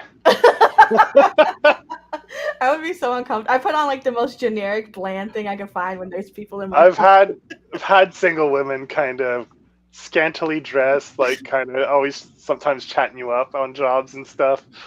Yeah, it's like, oh yeah, whatever. I mean, it is what it is. What are you gonna do? But Black Mirror, even like, doesn't it start off with like probably one of the strongest episodes of all the seasons? With Joan is awful. I think I liked it, but I think it was my least favorite of all of them. Really, I thought Demon 79 or whatever was my least favorite. Loved it, but it was my least favorite of. I mean, that's the thing. Like, they're all really good. So even to say like this one is my least favorite, that's why I didn't even rank them, because I'm like, no, and then the build up between the tension in Loch Henry to Beyond the Sea is so intense when you go from that episode to the next one, and by the time you get to the middle, because Beyond the Sea is what, like an hour 20. Yeah, like it's a little bit longer, and there's so much tension at that point. I paused it like 2 times. I was like, I can't. I can't deal with this. How many episodes are in this season? Only 5. 6? Okay, 5. Yeah, that's about. I think the other seasons were kind of like that. I think maybe the longest was maybe an 8-episode season of. Cool. No, I love that show. So yeah, I can't wait to see the season now that you guys say it's just as good as any of the other seasons that were the better seasons. So that's awesome. It's definitely worth watching. Yeah. Like if you pick all of your favorite episodes from past seasons, like this felt. It made one season. Highlight reel, It's almost like a best of season. Right. Cool. Nice. So I think you have one more cookie. Yeah. So I just started this last week, and I've been binging it. So it was. So did you warm up? Did you warm up to the No, character? No, I have not. No, I don't like him. Okay, but anyway, this was pitched to me as like Lost with like horror elements. So I was like, okay. I was like, I'll go and I'll see if I like it, and then I couldn't turn it off.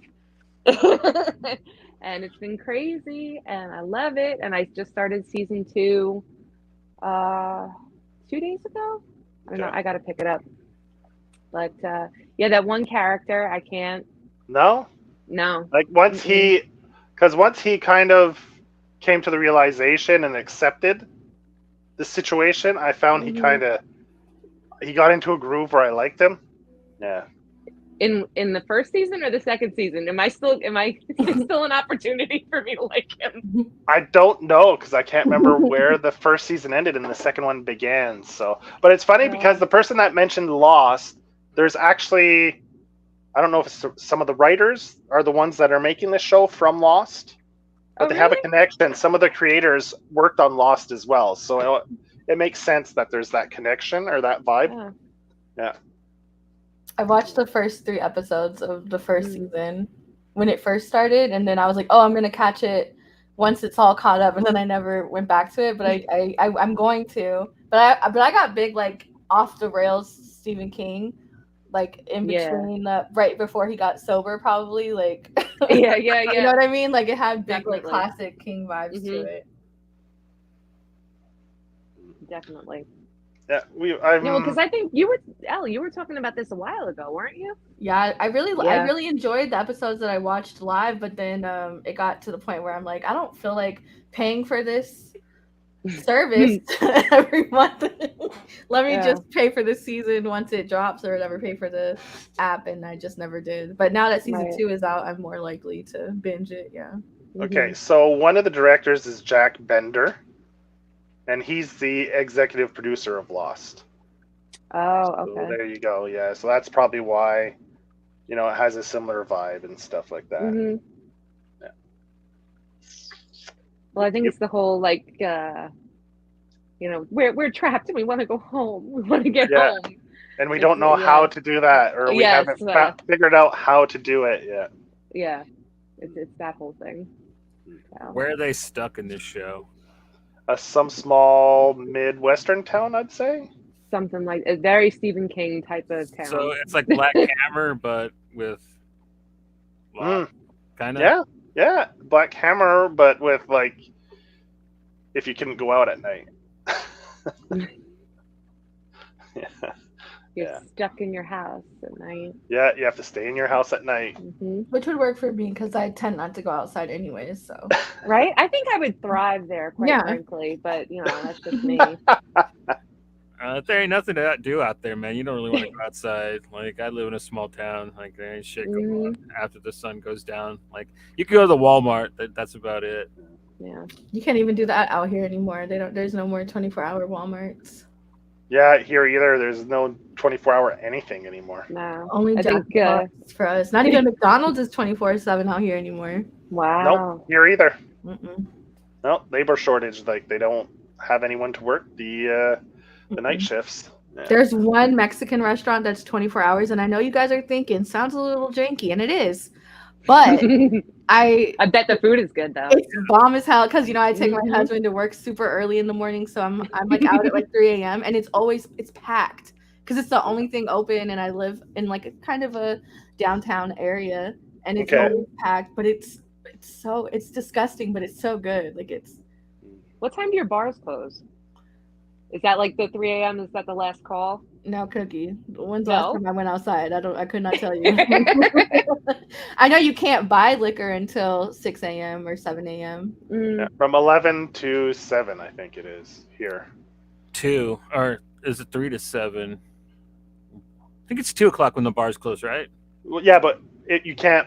You can get alcohol at a bar after 11, but you can't go to a liquor commission or. Like here we have our convenience store or anywhere, like no place except for a bar is allowed to sell alcohol past 11.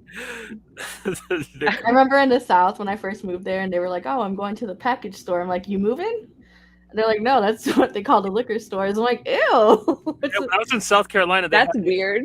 Stores with these 3 little red dots, and I never knew what they were for the longest time, and that was the package store. Yeah, exactly. Like we have one place that has a section that's considered the liquor commission section, like where they're it's true, like stuff you can only get, but it's at a grocery store. It's weird. It's really weird. I don't know, it's fucked up anyways. So well, I know like you can't, especially in the South, like you can buy wine at the grocery store but not liquor, or like at a Walgreens and Rite Aid. But I've never lived anywhere as an adult where I can't get liquor from Walgreens or something. Right? So I think Leah was telling me that because she always goes to the liquor store, and I'm like, isn't it cheaper to go to like Walmart and stuff? She's like, oh, we don't have liquor there, and I'm like, ew. They sell beer in Walmart. Like, you got to go to the liquor store to get liquor. Like, places. And that would really make me feel like I have a problem if I had to go to the liquor store.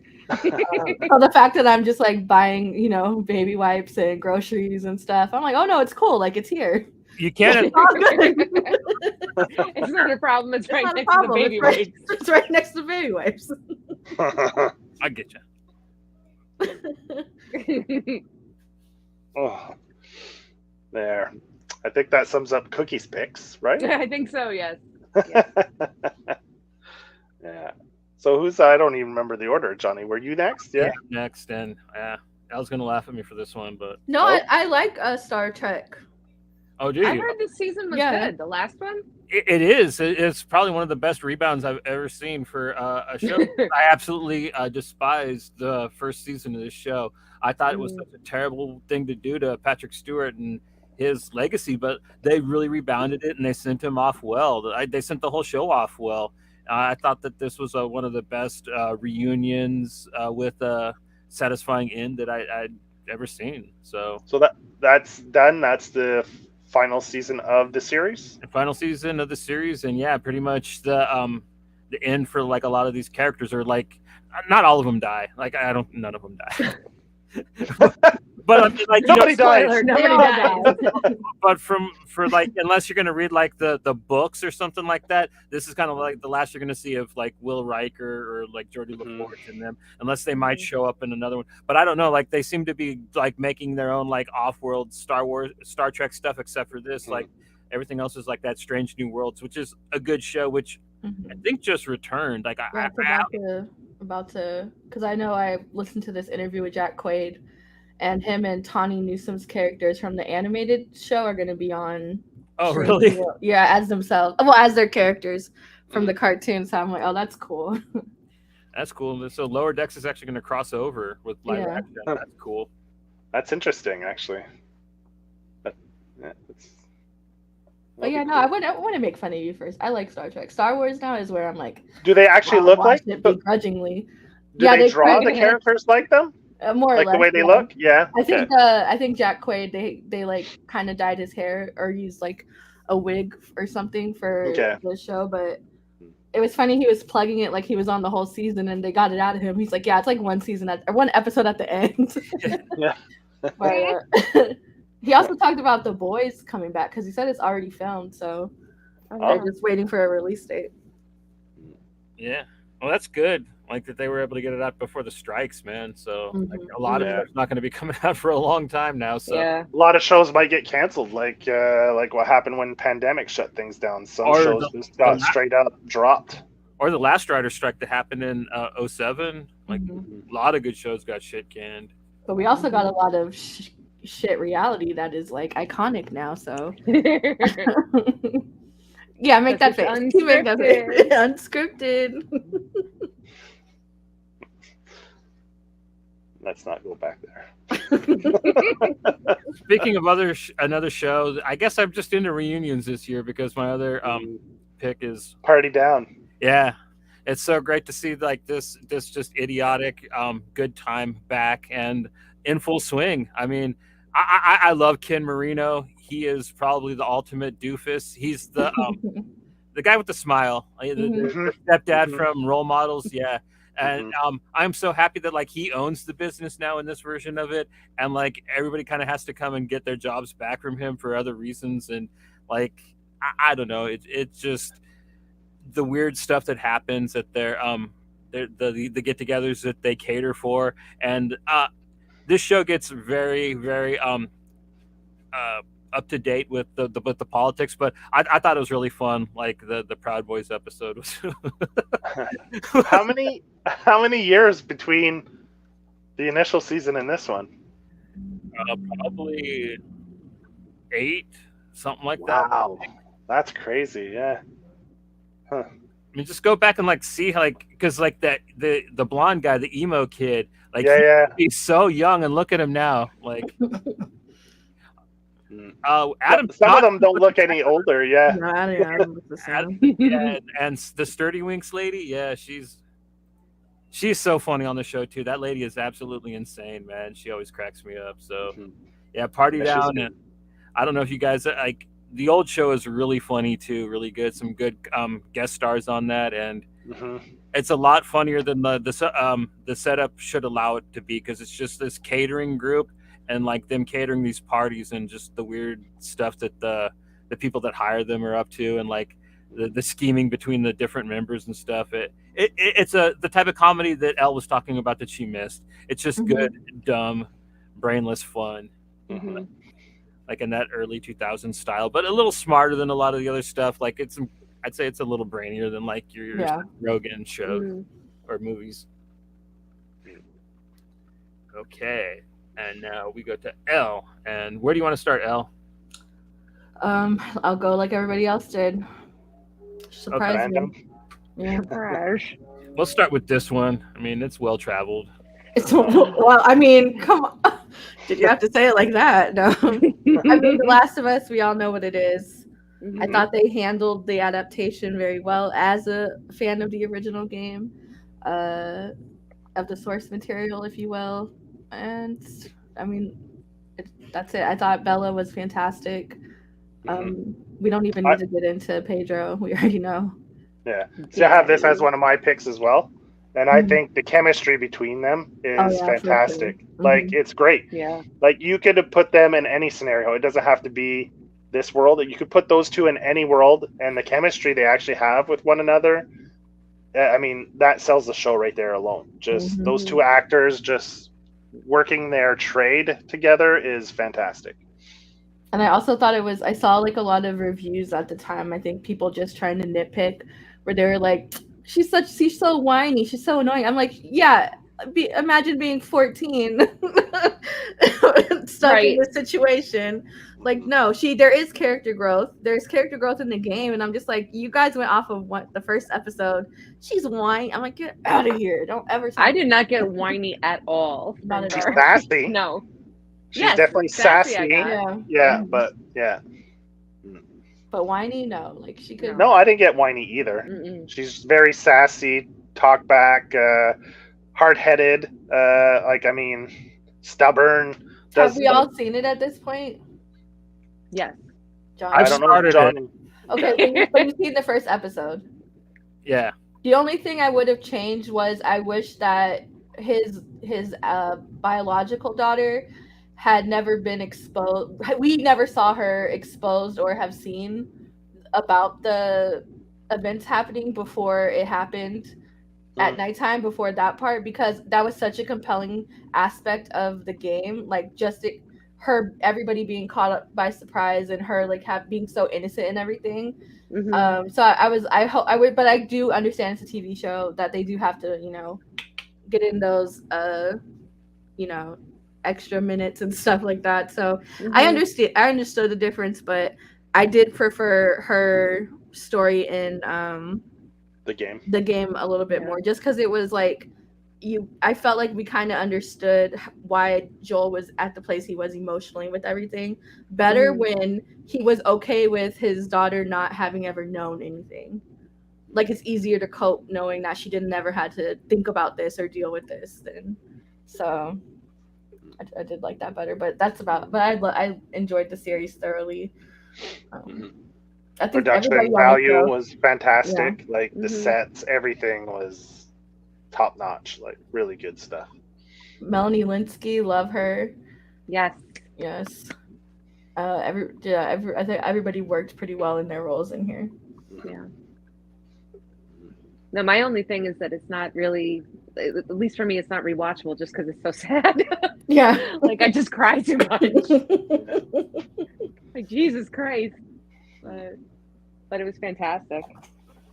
One of the better adaptations, I'd say, from video game to screen. Sure. Like, how many have been well done like this and successful?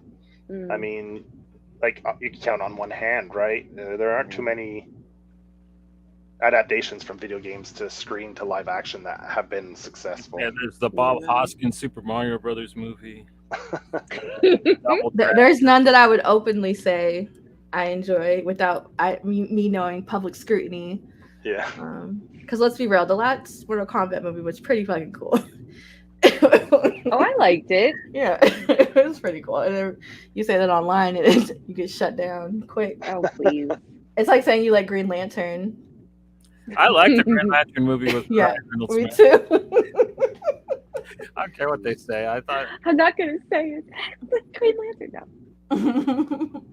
Just the villain was kind of the way they decided. Are you crazy? The memes that have come from his head have been gold mine for me. I use those regularly. Hector, I use his head regularly to send to people. So I was actually saying, I said the yellow fart cloud was. I like the guy with the big head, but the yellow fart cloud was a little underwhelming.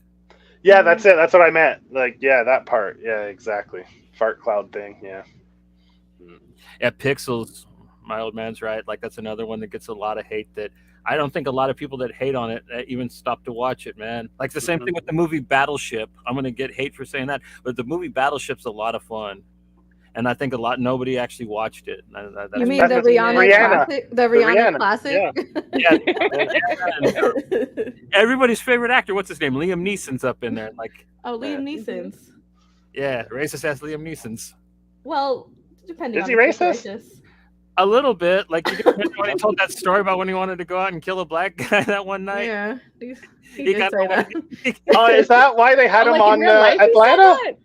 Yeah, that's exactly he that. does a cameo on Atlanta, Yeah, and I was like, that's exactly it. Yep. I didn't get the reference. I was like, okay, I'm not in the loop here. I don't know what's going on, right? He showed up on that show and made fun of himself for that. That's actually kind of cool. Very self-aware of this. Yeah, it was very good. Very good cameo. Oh, cool. That's good for him. Wow. Yeah. Good for him getting paid to to be talk about killing black people.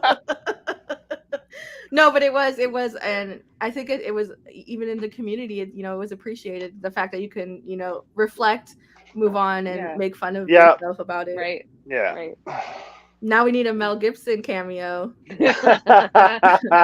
needs to make a few rounds. Yeah, seriously. His North American tour drops off in a bunch of different series and sitcoms. Oh God. Alrighty, and next up we got this one. Actually, really want to see. Yeah. You haven't seen Beef? No, I haven't actually got to see it yet, but it looks really fun. I'm glad you picked this because I almost picked it, and I was like, someone's probably gonna. I remember you speaking about it, so I figured you might pick it. That was pre David Cho revelations that I talked about how good this was, and I still stand on it. I heard what he said.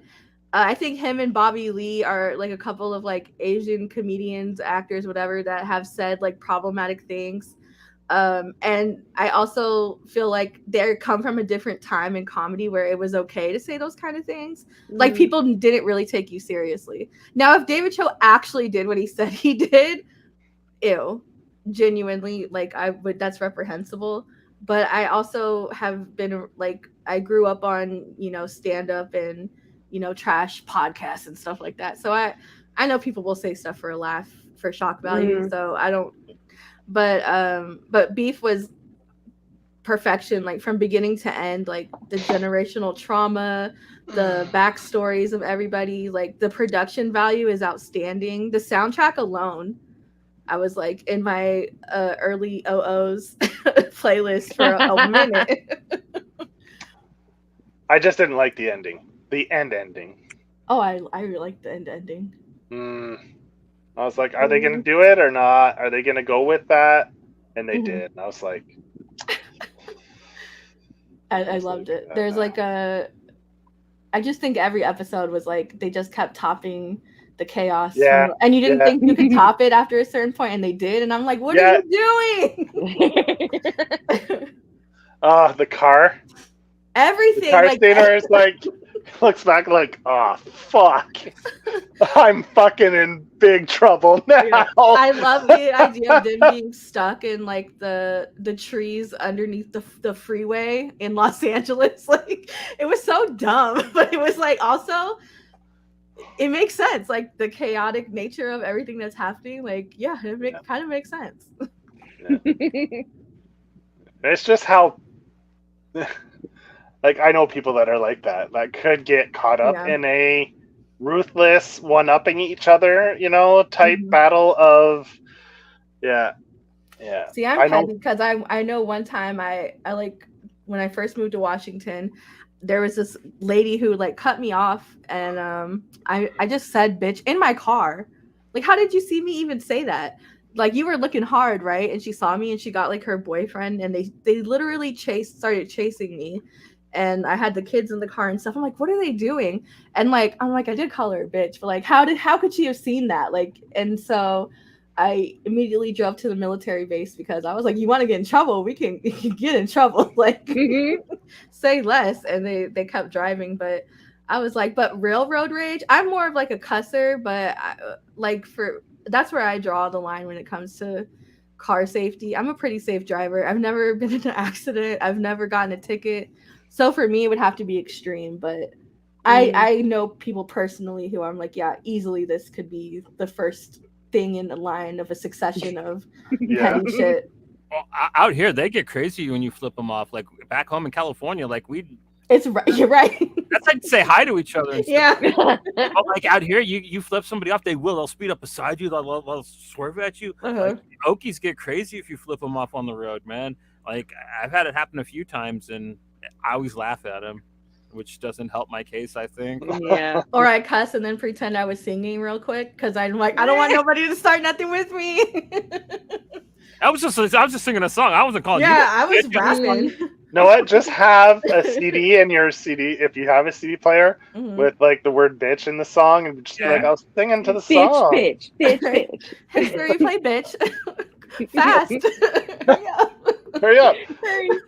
Unable to find connection. Right. I'm working on it. I'm like, what are you working on? Just hurry up.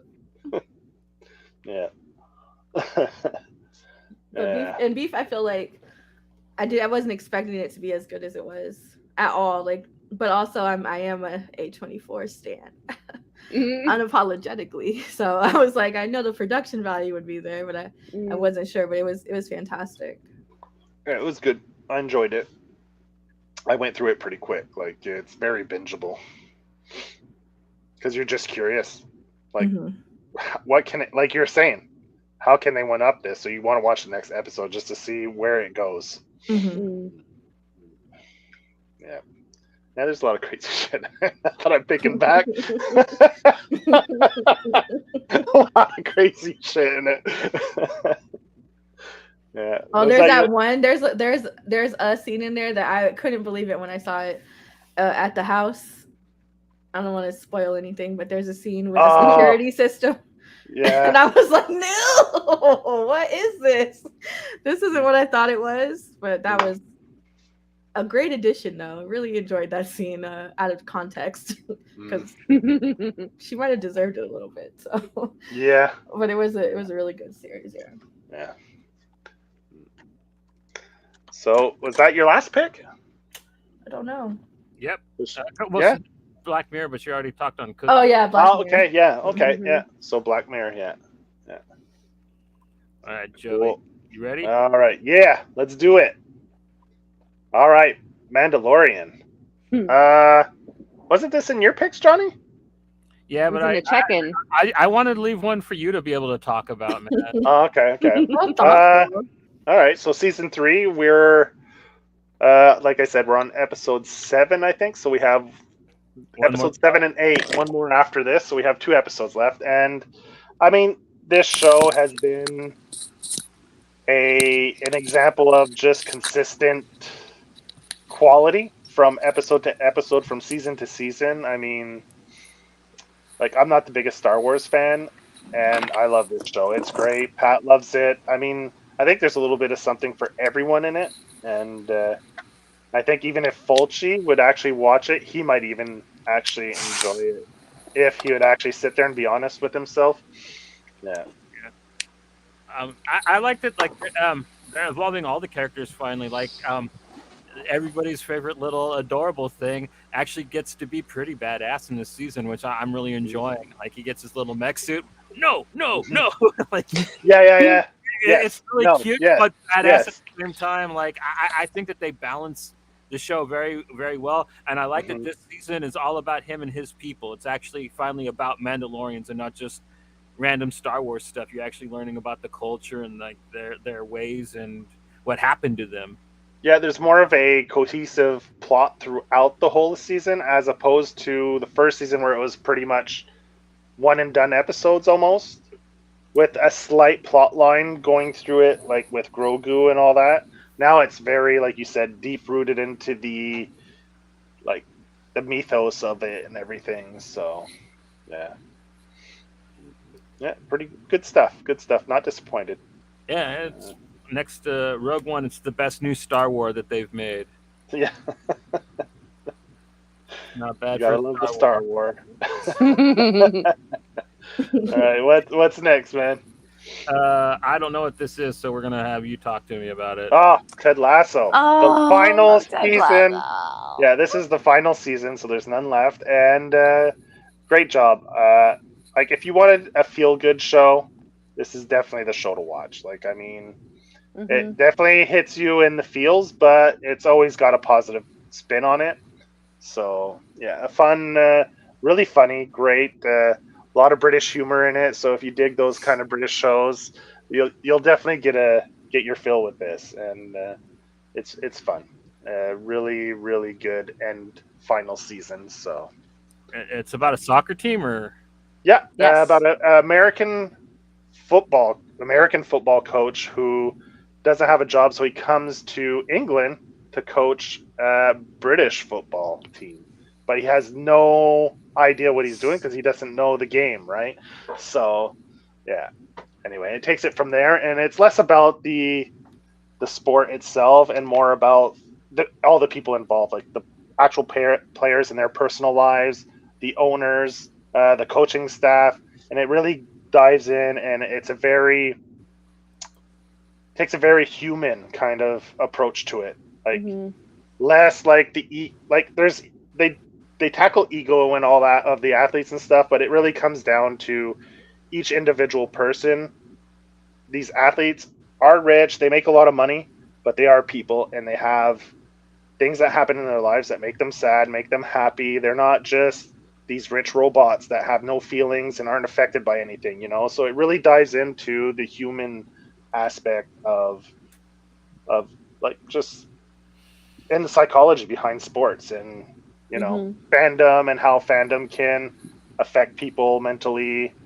You know, it dives into a lot of little things, but it does it in a way that's never depressing, or it's usually always uplifting. By the end of each episode, you're usually like got a smile on your face, or you had fun watching it, right? So it's definitely a positive show. And it's not like preachy either, which is nice. No, yeah, exactly. It's definitely got a nice balance to it, for sure. Yeah, like an old style sitcom type of yeah. thing. Yeah, exactly. Yeah. It's a fun watch, like for people that don't want to get into anything too heavy, but like to have like an emotional story to it a little bit. Like this is definitely a nice mix for you. Yeah. Okay. And that's on Apple? Yeah, Apple TV. It's an original Apple, probably their most successful show, I'd say, to date. I think so, yeah. Probably why I haven't heard of it. Cool. Yeah. Wu-Tang. So I finished up Wu-Tang finally, and the final season came out this year. I'd say this is probably the weakest season for me out of all 3 seasons, and this is the third and final season of this the story about the Wu-Tang Clan. They kind of got into the formula like Atlanta did, where the final season has a lot of these stories told from a fantastical point of view, like old dirty stories told like from he's in the 70s working a comedy club, and it kind of tells his story in this weird kind of way. Then you have there's like 3 or 4 episodes like that where they tell the individual rapper's story in a fantastical, like in a kung fu story. His you know, and they did that a few, and some of it wasn't bad, but overall I like more when it was stuck to the straight like docu-series type style stuff, and you know, it wasn't bad. It was still good. It was still very good. And you know, it felt a little rushed at the end, because they go so deep into everything else leading up to that first album, that between the first album and Forever, it feels like they kind of skipped a lot of stuff or rushed through a lot of it. But yeah, but it was still good. It was still a great ending where they show you all the clips from like award shows, fans, the big concerts, fan reactions and stuff. They closed it out pretty good. And yeah, it was good. Definitely a great series for if you're interested in that kind of music or band type drama docu-series. It's really good. I think it's kind of weird the way they paced it out though, because like the first 2 seasons, like they tell you so much of the backstory, and then when it gets to like them being famous, they just tell it all in like 1 season. Yeah, exactly. That's what I meant. It felt a little disjointed and rushed a little bit. That's why the first 2 seasons were fantastic. Like you get a lot of drama, a lot of backstory. They really dive into their story, and then I don't know if maybe there's a lot of shit they didn't want to talk about once they were famous and were rich. Maybe they did a lot of stuff that could have maybe gotten them canceled. I don't know, but anyway, it was still good though. It was fun. A solid final season. Okay. Music. Yeah. All right. Music. What you got? This is Cookie's pick. Yes. Okay. So this is Shilpa Ray, Portrait of a Lady. I'm not sure when this came out, but I just found it this year. Okay. And most of the new music I find, I get through Spotify recommendations. So it's like, oh, you like Shannon and the Clams? Here's Shilpa Ray. And so the song that was recommended to me felt very like that, Shannon and the Clams old school kind of sound. And I was like, oh, I like this. I'll listen to the whole album. And the whole album is kind of like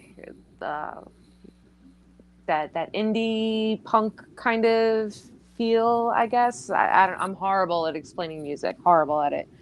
But yeah, no, it's been really fun to listen to. I've had it on repeat. It's great when I'm running late to work. But yeah, so. It released April 29th of 2022, so it's just over a year old. Just over a year old, yeah. Yeah. So, yeah. Yeah, I listened to a few tracks and read up on it a little bit. And, yeah, she's definitely influenced by a lot of different singers and musicians and artists throughout the years, and you can hear it from song to song, like but it definitely has big energy, like definitely. Like you can feel the energy and from that. And I like albums where the style's kind of like all over the place, so because I'm like, oh, keeps me on my toes a bit, Yeah. Next up is Stepmom. It's the self-titled album. I think this came out in 2020, but I also just discovered this year. Fact check me, please. Yeah, it did, because I remember I looked at it before, and it seems to me. Yeah, let's go there. Well, they don't even have a Wikipedia on their thing. That's the self-titled. Yeah. There we go. And it was released in October. Whoa, this one's a lot older. No, really? Stop it. September 5th of 2020. Oh, that's what she said. Yeah, that's what I said. 2020. Yeah. A lot older. No, but I meant a lot older. A lot older than 2023. I mean, like, not. It's more than just a year old. Like, it's like 3 years old, and I'm just finding it now. Yeah. We'll count it, like, because you just discovered it this year. I just discovered it. Yeah. Yeah. But no, I like it. It's very concert in a basement, all girl band kind of vibes that I remember from my youth in the 90s. But yeah, it's just fun, kind of indie, kind of poppy. And Johnny might be able to go check them out because they're from Oklahoma. Oh, they're Okies? Yeah, they're Okies. Bunch of Okie girls. Okie girl band. So, Johnny, you're going to have to go to a show and report back. All right. Okay. Sounds super enthused. I'm gonna get one of these shirts, man. Like, I like this album cover. At least I like the logo. You know what I mean? Right? It's cool. It got that Napoleon Dynamite look to it. Like, I They have like 5 albums, I think. So they have quite a bit of music. Yeah, I got some diving to do. Cool.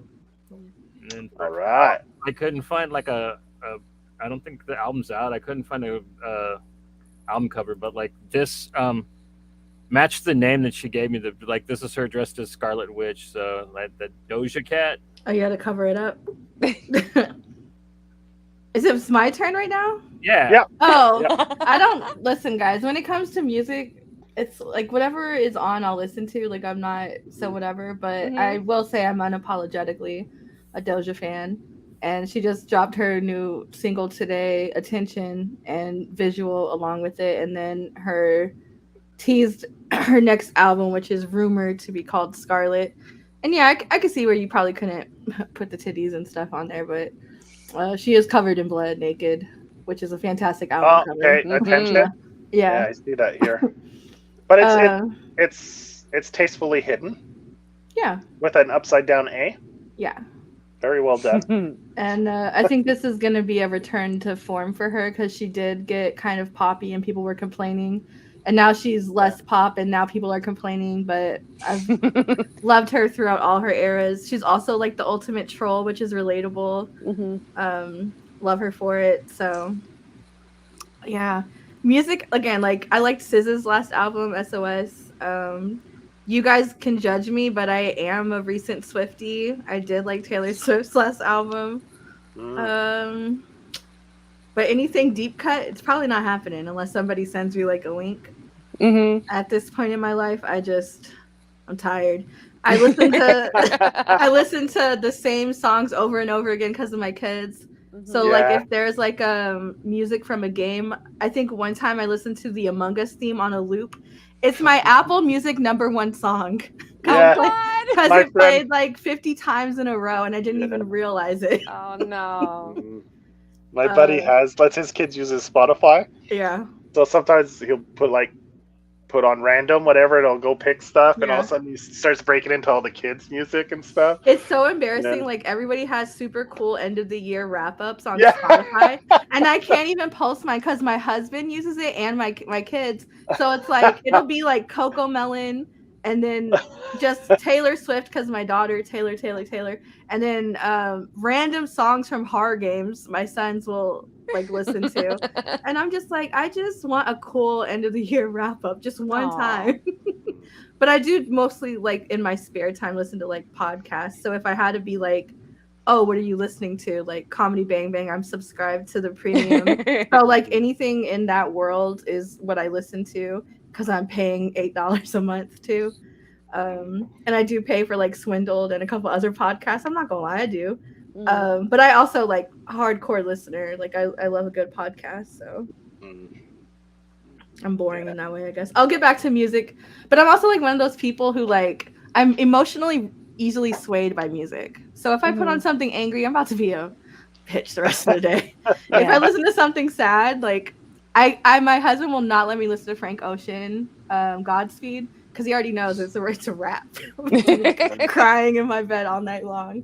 So that sounds weird to say, but like if I'm like just trying to relax, I'll listen to like Usher Confessions, like something super old that I'm like I have no attachment to emotionally. But yeah, I'm Leah, we talk about her a lot, but one time she asked me like recently, she's like, do you listen to music? And I was like, how long have we been friends and you don't know what I listen to? And then I thought about it and I said, I never talk about it, huh? I'm like, I do, but I don't. I guess my daughter would know like the closest since we probably spend the most time together in life and stuff. So like she just got into Hosier. How do you say that? Okay, yeah. And I love their first album or their self-titled album, and so I'm like, yes, encouraging this, but she's also like secretly probably a little ratchet because of me. That's my fault.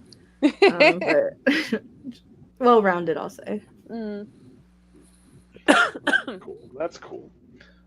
Johnny and I are going to save our picks, but we could. Do you have any off the top of your head, Johnny? No, I just know the one that like I listened to earlier. That's not going to be on my picks of the year. Yeah, you don't like it? What? The one you posted on the chats? No, the one I posted on the chats I like. No, the one we talked about the other was it last night? Oh, Tsunami. Yeah, I wasn't gonna say it on air, but yeah. Whatever. I mean, no, I was because I'm the one who posted. Like, I listened to the album and I wasn't sure how I felt about it, right? So then Johnny went and listened to it. He's like, "Yeah, I get you. I kind of see where you're coming from." But yeah, we're actually gonna do, I think, the same thing for our next music episode, where we're gonna recommend probably more in depth with Sedan, Adrian, and Maxim will be on, and we'll probably go more in depth about a lot of the different. And we'll have a good mix of people on, so we'll go more in depth. But I've been getting a lot of newer music since I've done my New Year's a couple years ago, where I forced myself to listen to more new stuff instead of the same old. So yeah, and it's been a good experience. I've been listening to a lot of different stuff that I probably normally wouldn't have given a shot, and it's been fun. Yeah, and like Fred recommended Bugging, which I'm really digging. Buggin', yeah. There's no G on it. Buggin'. Okay. So aggressive about it too. It's good. It's good, and their first album's releasing this month. It should be releasing sometime in June, I think. So it's already out. Like, you can stream it on Spotify and stuff, but the vinyl's releasing this month. So that was a fun one. There's a lot of stuff coming out that's pretty cool. Like we've mentioned before. What's that? Snafu's album is pretty good. Yeah, that's Fred recommended that one too. A Detroit band in the chats. I've really dug Initiate. They have a new album coming out that's dropping. The vinyl should be out soon. What else? I mean, Poison Ruin. I've been giving that a little more of a listen lately. It's pretty cool. Like, we mentioned it before. So those are just a few of the bands that been talking about in the chats and stuff. So. Oh, and just to stay on theme with music, that Jamiroquai Bandai figure goes on sale, and it's $99. And tell me it's not the coolest looking figure you've ever seen. I said I need this.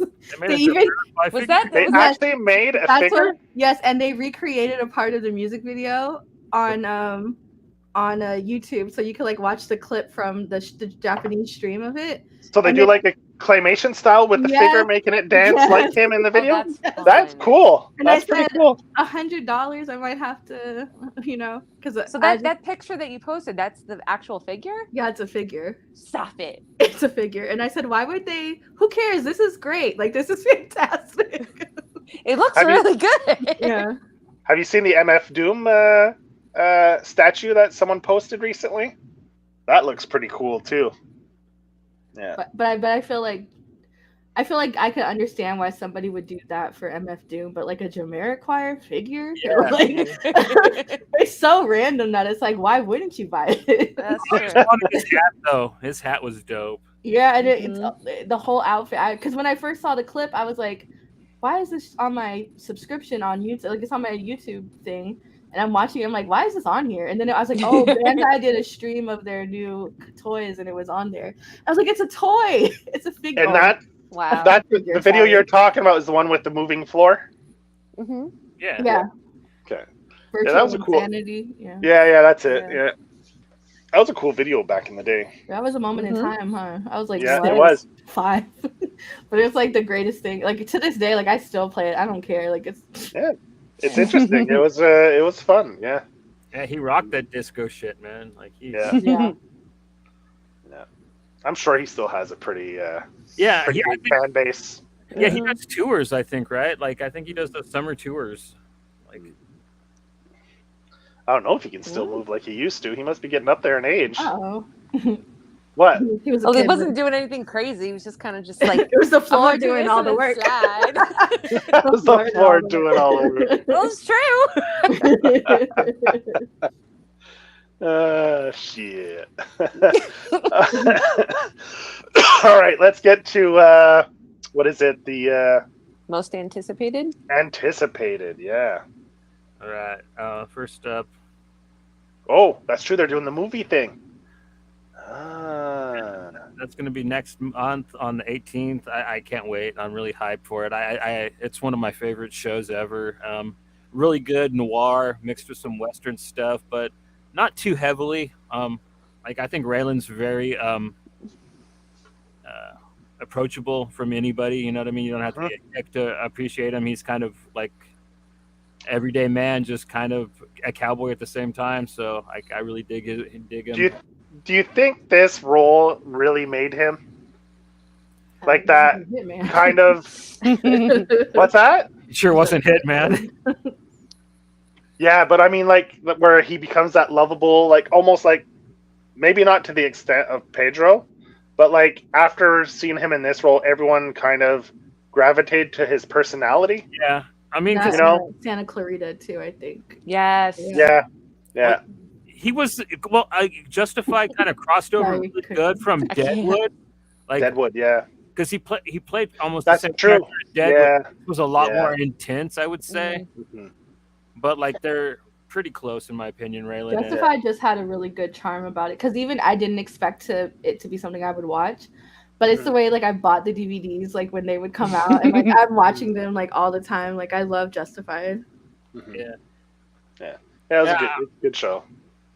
I hate that show for making me like actually laugh and like people with swastika tattoos. God damn it! Well, for me, that was Oz, but no, I'm just kidding. I'm just kidding. Was Oz? I'm just kidding. Was Oz one of the first like HBO series that made it kind of big? I feel like Oz is like one of the first wave of like prestige. Prestige. Yeah. Tales from the Crypt was their first one that made it big. Then they had Dream On, but that was kind of more like a sleeper hit. But like, the Oz is what really kicked off HBO. The whole HBO as style. Yeah. There was that, then The Wire, and like and Carnival, and like those really shaped like how the Sopranos. Yeah. And then this is also coming out next month. Oh yeah, you posted that earlier in the week. Yeah. The Venture Brothers movie, Radiant is the blood of the Batman heart. I am so happy that they're doing this, because I've been waiting so goddamn long since that last season where Hank takes off in his Batman mask and you never know what happens. It's such a damn cliffhanger. Like my heart just can't go on without knowing what the hell happened to Hank Venture. So I'm really happy that they're wrapping it up with the film, even though it's been so long. It's well deserved, and it looks like it's going to be really good. Like if you're not a fan of the Venture Brothers, I highly recommend checking it out. It's it's so referential to like everything we're into, like nerd stuff, comic books, old movies, spy stuff, noir, thrillers. It kind of just plays with all of that and like spoofs it in a really good, fun way. Like it's probably the best thing I've seen about it. Like Archer really ripped off Venture Brothers hardcore, kind of, in my opinion, with some of the stuff that it. But in a good way. I'm not saying that I love Archer too. So for people that aren't familiar with Venture Bros, if you want to watch the seasons, where can they stream that? Where is it available? I think it's both on Hulu and on HBO Max, because I've watched it on both of them now, or on just Max. I guess you can't call it HBO Max anymore. Just Max. Just Max. And then last but not least, The Trench. Oh my God, does this movie just look so epically awful, awesome? I loved the first one so much, and then I was a little hesitant when I heard they were making the second one. But as soon as I saw the thumbnail for the trailer, I knew that Jason Statham just like leaning on the dock, kicking the shark, like that is perfect promotion. And I am super hyped just to see where. I feel like when it comes to sequels, as long as Jason Statham is attached to it, I will watch it, because I feel like he will only accept it if it out ridiculousness is whatever the first thing he did. When it comes to like those kind of movies, like it has to be like Crank in the sequel. Yeah. Right, and then Elle, we got one for you. Which I'm also looking forward to. The good Twisted Metal. Yeah. I grew up playing Twisted Metal, comfort game for me in our household, me and my brothers. So can't wait for this. And I don't care if it's corny. This is where I'm like, Peacock, do your thing, because Peacock sometimes is like they'll knock it out of the park. Like that based on a true story was fantastic with Kaylee Cuoco and Chris Messina about the true crime podcast. I think it just came out like last week. Fantastic. Okay. They either nail the genre they're trying to do, or they absolutely missed the mark when it comes to Peacock originals. But here I feel like they could do a little bit of both, please, because I want it to be so stupid, but also I do want to see some characters that I enjoyed growing up. So I like watched one scene that they had on YouTube. Like it was Anthony Mackie fighting the clown guy, and it looks good. It looks what I would hope for. You know what I mean? It looks like it's going to be proper over the top, which, I mean, and I think they got Samoa Joe to be the body of Sweet Tooth, and then Will Arnett is doing his voice, which is great. Yeah, it's so dumb.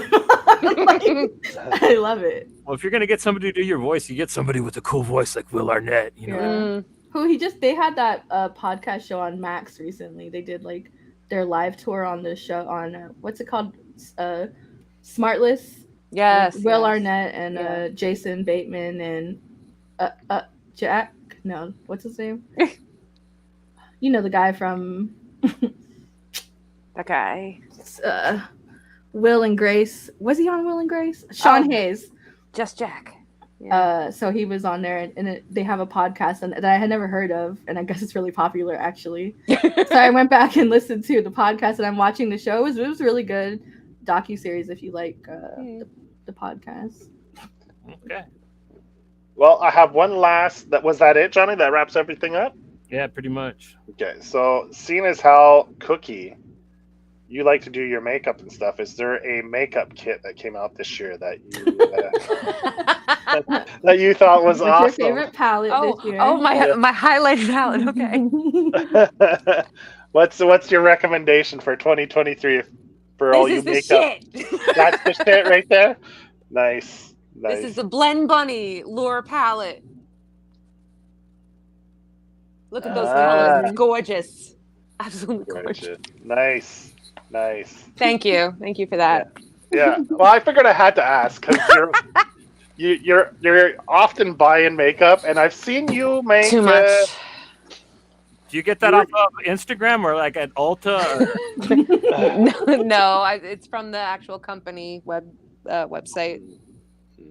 Cool. So I don't buy anything off of Instagram anymore. Yeah. No, after my last issue with a pair of overalls through Instagram, I don't buy anything through Instagram anymore. So. Yeah. All right. Cool. So that's the wrap for the first half of 2023 for us. Those were some of our favorites so far, and we'll see if the second half of 2023 lives up to the first half, which I think in the movies it will. The rest we'll have to wait and see. Yeah. I know you're talking Barbie. I feel you. I'm with you on Barbie? I don't know. I don't know if that'll make my list.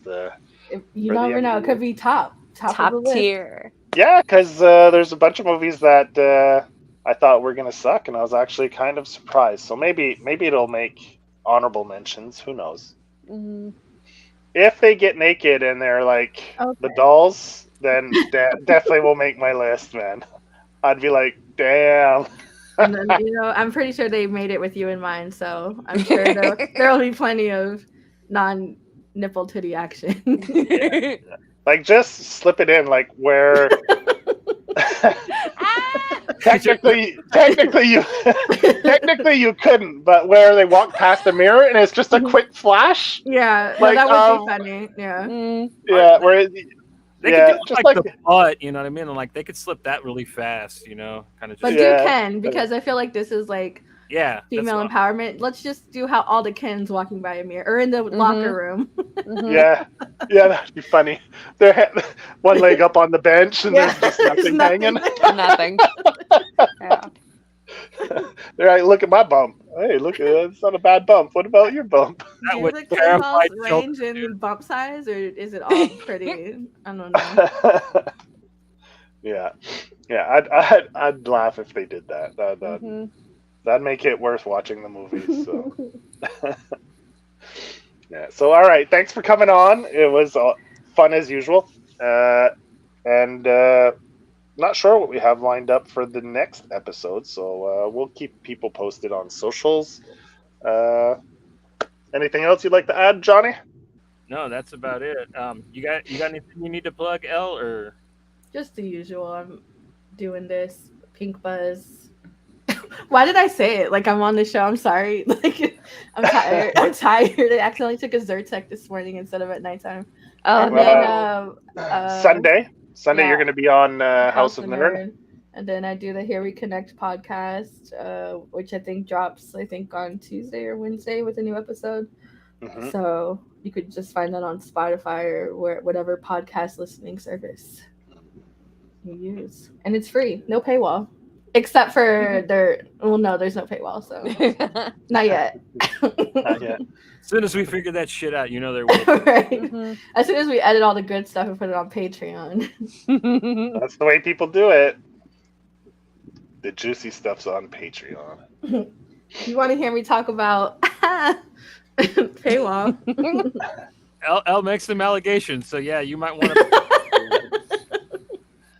She keeps all those celebrity conspiracy. Whoa. They're just regular people like us. Don't give away the goods. Murdering. Murder. Allegedly. Yeah. Well, so that's it for this episode. Thanks, or Cookie. Did you have anything you wanted to plug before we sign off? Nope. I'm all good. No? You're all Thank you, good? though. All Yes. right. So hope everyone has a great weekend, and thanks for tuning in.